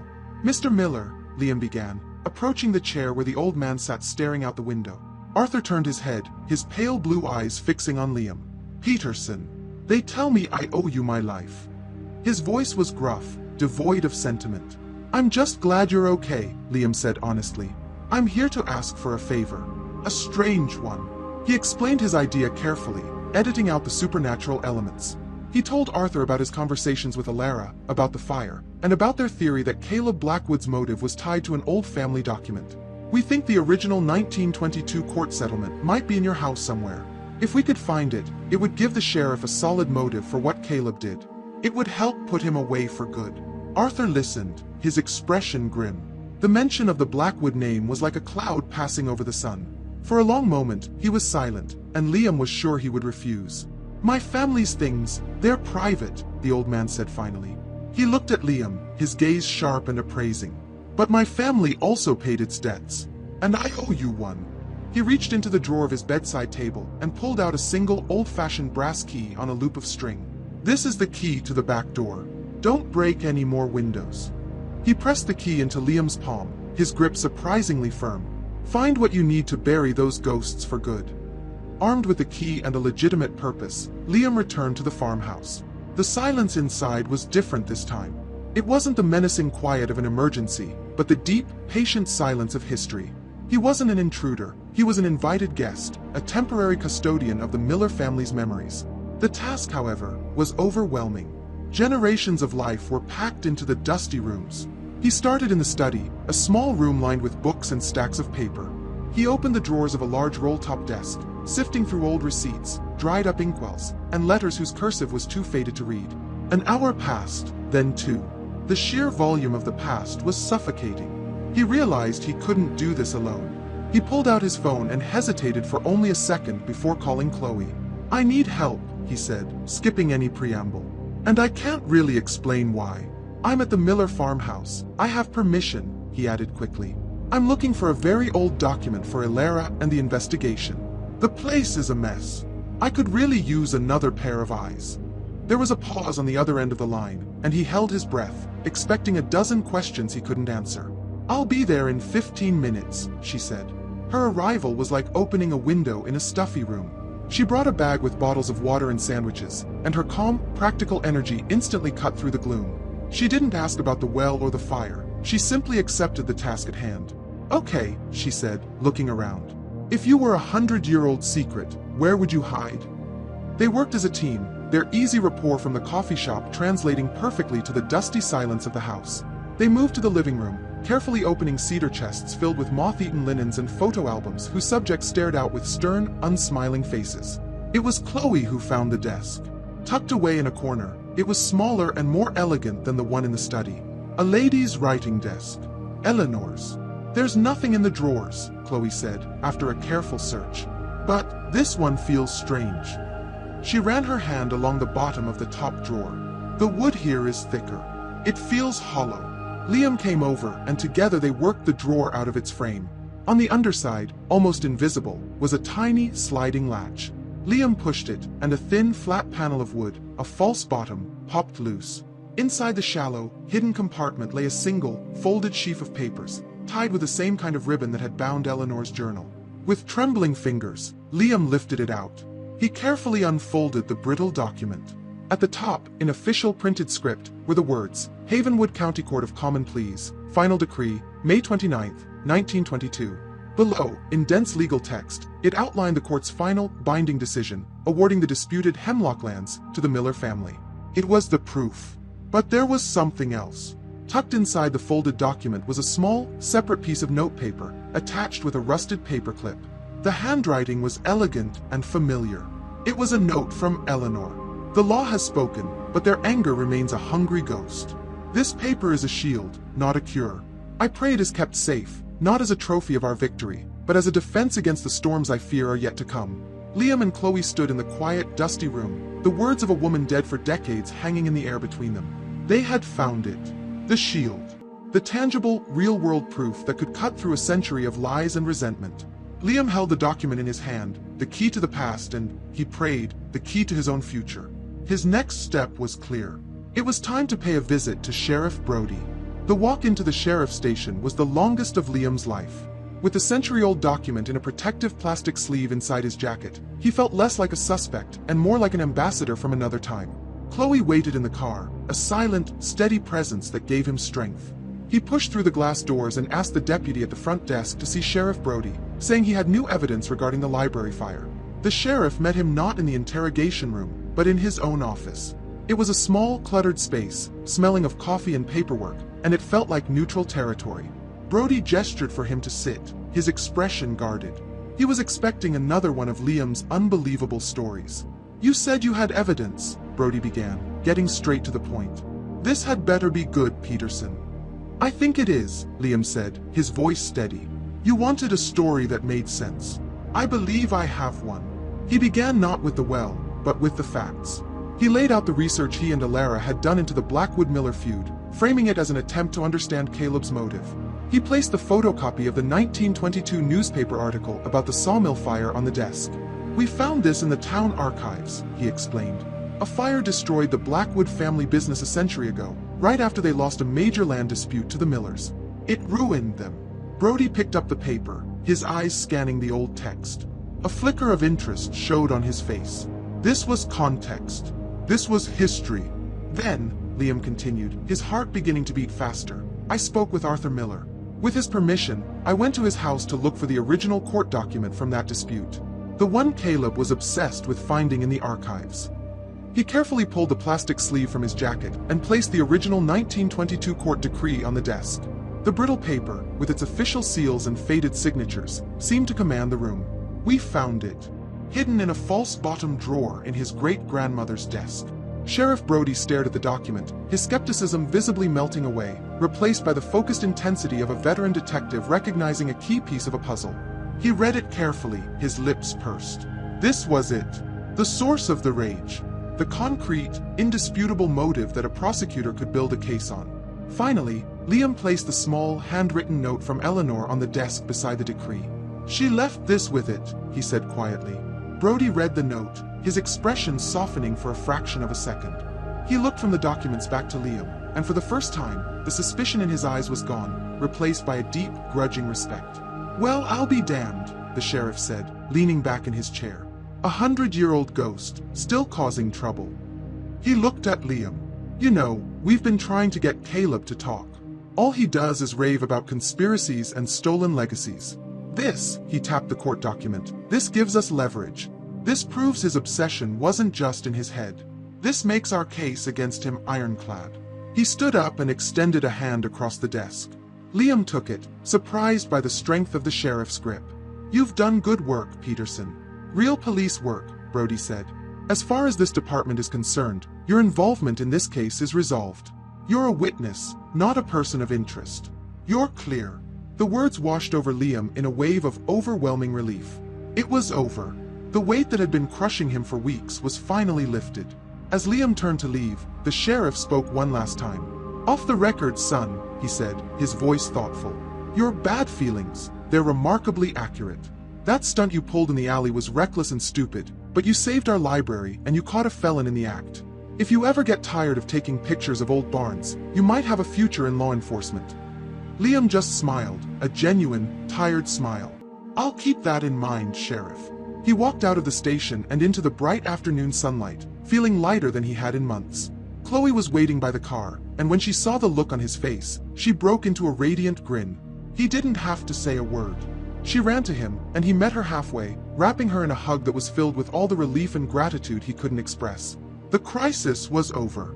The ghosts of the past had been faced, and the dangers of the present had been overcome. Later that evening, he didn't wait for the pull. He didn't wait for a summons. He drove to the clearing at the edge of town because he wanted to. The air was cool and clean, and the ancient oak tree stood watch as it always had. He walked to the well and placed his hands on the cool, mossy stones, just as he had seen Eleanor do in his vision. He felt the deep, quiet thrum from the earth, the silent, ancient consciousness that he was now tied to. He was no longer afraid.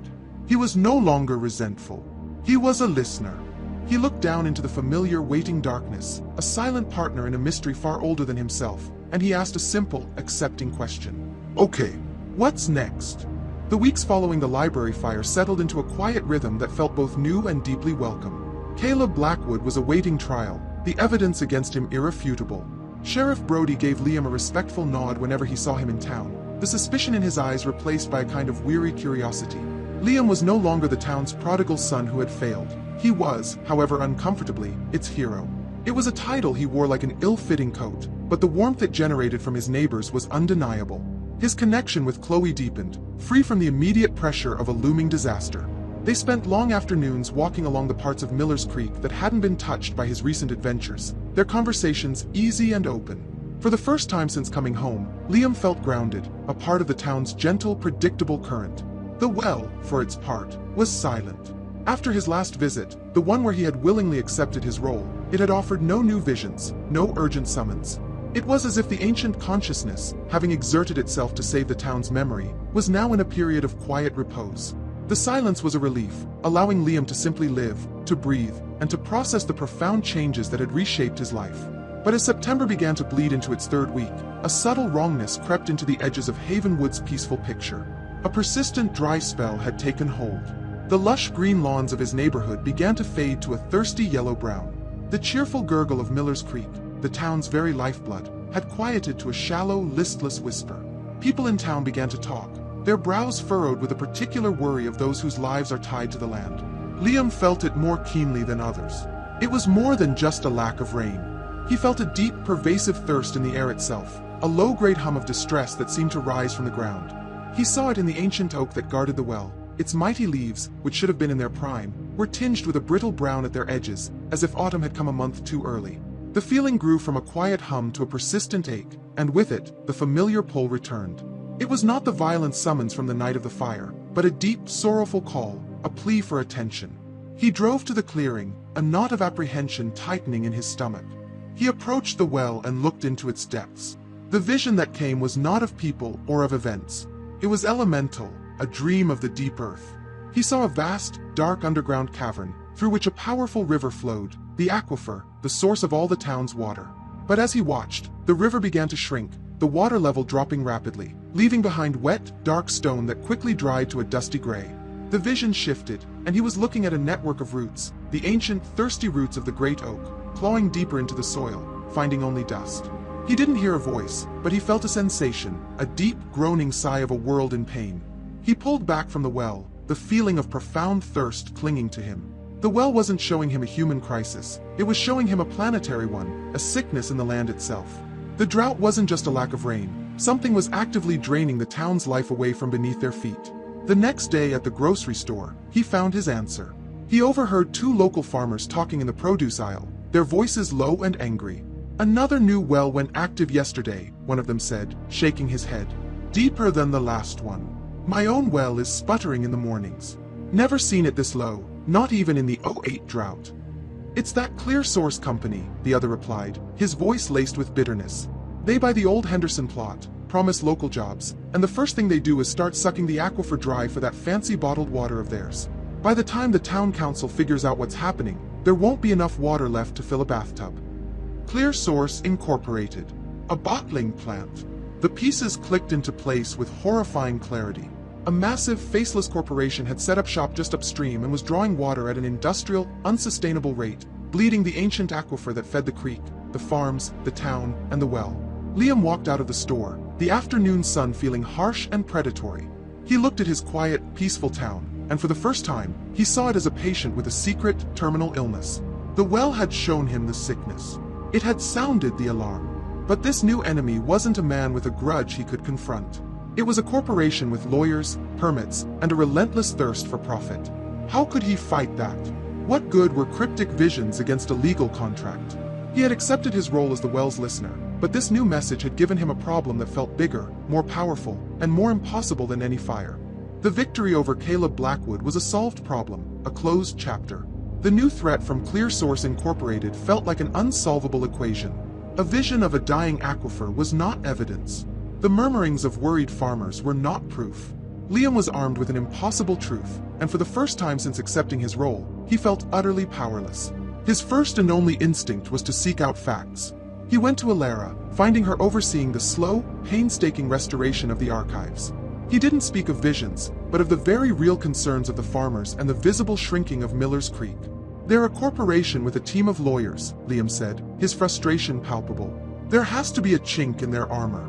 A permit they shouldn't have gotten, an old water rights law they're breaking." For 2 days, they became a formidable research team. They pored over town council meeting minutes from the previous year, downloaded zoning permits, and cross-referenced old property surveys. What they found was a picture of perfect, legal ruthlessness. ClearSource had exploited an obscure, century-old agricultural water rights law, applying it on a scale its original authors could never have imagined. They had wooed the town council with presentations promising jobs and a new tax base, pushing their permits through before any serious environmental impact study could be conducted. They hadn't broken the law, they had simply bent it until it broke. Defeated in the archives, Liam knew their next step was to appeal to the community. His newfound reputation as the hero of the library gave him a credibility he had never possessed before. He spent a day talking to the farmers, sharing the legal documents he and Alara had uncovered. He found them angry, fearful, and ready for a fight. The next town council meeting was held in the high school gymnasium to accommodate the unusually large crowd. Liam, along with a grizzled, third-generation farmer named Sam Hatcher, stood before the council and presented their case. They spoke of dying crops, of wells running dry, of a way of life threatened at its source. Then, it was the corporation's turn. A woman in a sharp business suit, Ms. Jennings from ClearSource, walked to the podium. She was calm, poised, and utterly unflappable. She presented a slideshow filled with colorful charts and reassuring statistics, all from studies commissioned by her own company. She spoke of their commitment to the community, of the jobs they had created, and of their full compliance with all state and local regulations. She dismissed the farmers' concerns as anecdotal evidence, resulting from an unusually dry season. The town council, caught between the anger of its citizens and the polished, legally shielded confidence of the corporation, folded. They promised to form a subcommittee to monitor the situation. It was a death sentence delivered with a polite smile. Liam and the farmers left the gymnasium in a state of furious defeat. They had been outmaneuvered, their legitimate fears dismissed as irrelevant. That night, Liam walked the banks of the shrunken Miller's Creek, feeling the loss as a physical ache. Logic had failed. Community action had failed. The law was on the side of the enemy. It was at this moment of absolute despair that the well called to him. It was a deep, urgent pulse that reverberated through the soles of his feet. He went to the clearing, his heart heavy with failure. He looked into the darkness, expecting to see the same painful vision of the dying aquifer. But the well, it seemed, understood that he needed a new weapon. The vision it offered was startlingly specific. He saw a flash of rusted metal, a large 55-gallon drum, its side stenciled with the faded logo of a chemical company that had gone out of business decades ago. It was half buried in a shallow trench, and a dark, oily substance was leaking from a corroded seam, seeping into the surrounding earth. The vision pulled back, and he saw that the trench was near the base of one of ClearSource's massive drilling rigs. Then, a new image, a document, a geologist's report, pages of dry technical data. A single paragraph was highlighted as if by a phantom marker, the words jumping out at him: significant instability in the underlying shale. Recommend immediate cessation of all deep drilling operations due to high risk of fracturing the bedrock and creating a conduit for existing ground contaminants to leach into the primary aquifer. The vision vanished. Liam stood trembling in the silent clearing, the cool night air doing nothing to stop the cold dread flooding his veins. It all made a horrible, perfect sense. ClearSource, in their rush to drill, had been reckless. They had ignored their own experts' warnings. They had cracked the protective layer of rock beneath their feet, and now, a long-forgotten, illegally dumped chemical waste site was poisoning the very water they were stealing. This was no longer a battle over water rights. This was a public health catastrophe in the making. The town's water wasn't just disappearing, it was being poisoned. He now possessed a truth that could destroy ClearSource Incorporated. But it was a truth he had seen in a vision. The proof, a leaking barrel of poison, was buried on private, corporate property. He was standing on the edge of a disaster, holding a secret he had no legal way of proving. Liam stood in the silent clearing, the well's terrifying secret weighing on him like a physical shroud. A dying aquifer was a slow tragedy, a poisoned one was a death sentence. He was the sole witness to a crime that had no other evidence, a silent environmental disaster in the making. For the first time, he felt that the well had shown him something too big, a truth so dangerous that it was unusable. Sheriff Brody wouldn't issue a search warrant for a chemical drum based on the word of a kid whose luck was already stretched impossibly thin. He knew, with a clarity that settled deep in his bones, that he could not do this alone. The well's visions were a starting point, not a solution. The solutions had to be human. The next evening, he gathered them in the quiet, temporary archives at the community hall. Ilara, whose wisdom had guided him through the past. Chloe, whose trust had been his anchor in the present. And Mason, whose skepticism had always kept him grounded in reality. The air was thick with a nervous tension. Liam took a deep breath. He couldn't tell them about the well, not in full. But he couldn't lie anymore, either. He chose his words carefully, weaving a story that was true in spirit, if not in detail.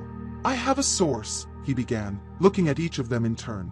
It's how I knew about Arthur, and it's how I knew about the library fire. It's not a person I can name, but it's never been wrong. And it's telling me that ClearSource did more than just break the bedrock. It's telling me their drilling has ruptured an old, buried chemical dump on their property. The water isn't just disappearing. It's being poisoned. He expected disbelief, especially from Mason. But looking at the faces of his friends, he saw only a grave seriousness. His actions over the past months had earned him a currency of trust he hadn't realized he possessed. A hidden dump site, Ilara mused, her mind immediately sifting through historical records. The old Northfield chemical plant was in that area. They went bankrupt in the 80s. Left a real mess. So we have a potential disaster and a vision to go on, Mason said, surprising Liam with his practical acceptance. We can't exactly start digging on their property. So, how do we prove it? It was Chloe who provided the answer, her artist's mind seeing the problem from a different angle. We don't go onto the property, she said, her eyes bright with an idea. We go over it. With a drone. The plan came together quickly. Mason, ever the resourceful mechanic, knew a guy who did aerial photography for real estate and owned a high-quality drone. A quick call and a promise to fix the man's carburetor for free was all it took. At dawn the next morning, the four of them stood on a ridge overlooking the sprawling ClearSource facility. The air was cold and crisp. Below them, the massive drilling rig stood silent. Mason expertly launched the small, buzzing drone into the gray morning sky. Liam's heart pounded as he directed Mason, using the memory of his vision as a map. "Go past that main rig," Liam instructed, his eyes fixed on the tablet that showed the drone's camera feed. "To the northeast, where the ground is cleared near that line of trees." The drone zipped across the property, an invisible eye in the sky. The image on the screen was a patchwork of brown and gray. Then they saw it. A patch of earth, exactly where Liam had seen the drum in his vision, was a sickly, discolored brown. The vegetation around it was withered and black, a dead spot in a dying landscape. Zooming in, they could see the faint, dark stain of something seeping up from the soil.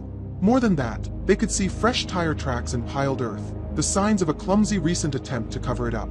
"They know," Chloe whispered. "They know it's leaking, and they're trying to hide it." "And now we have proof," Mason said, a grim satisfaction in his voice as he saved the high-resolution images. Liam didn't hesitate. He pulled out his phone and made the call, not to 911, but directly to the sheriff's personal cell number. "Sheriff, it's Liam Peterson. I know you told me to stay out of trouble, but my source came through with something you have to see. It's about ClearSource. I'm sending you some photos. I think the entire town is in danger." His voice was not that of a frantic kid. It was the calm, steady voice of a man who held a terrible certainty. The final scene unfolded like something from a movie. Armed with the photographic evidence and Liam's impossible track record, Sheriff Brody had been able to secure an emergency warrant. Now, the ClearSource property was swarming with vehicles from the state's Environmental Protection Agency. Men in white hazmat suits were carefully excavating the rusted, leaking drum from the earth, its poison finally exposed to the light. The corporation's operations were shut down indefinitely, their representatives swarmed by news reporters at the front gate. Liam, Chloe, Mason, and Alara watched it all from the same ridge where they had launched the drone.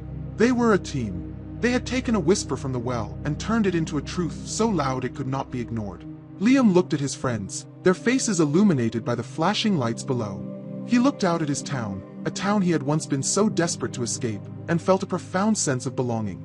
The well's secret was still his to keep, but its purpose was now something they all shared. It didn't just show him problems, it showed him where to find the truths that Havenwood had buried, forgotten, or ignored. He was not a lone hero, destined to carry the weight of the world. He was a listener, a catalyst, a part of something larger than himself. He no longer needed to ask what was next. He was home, surrounded by people he trusted, and he was ready for whatever the water wanted to tell him.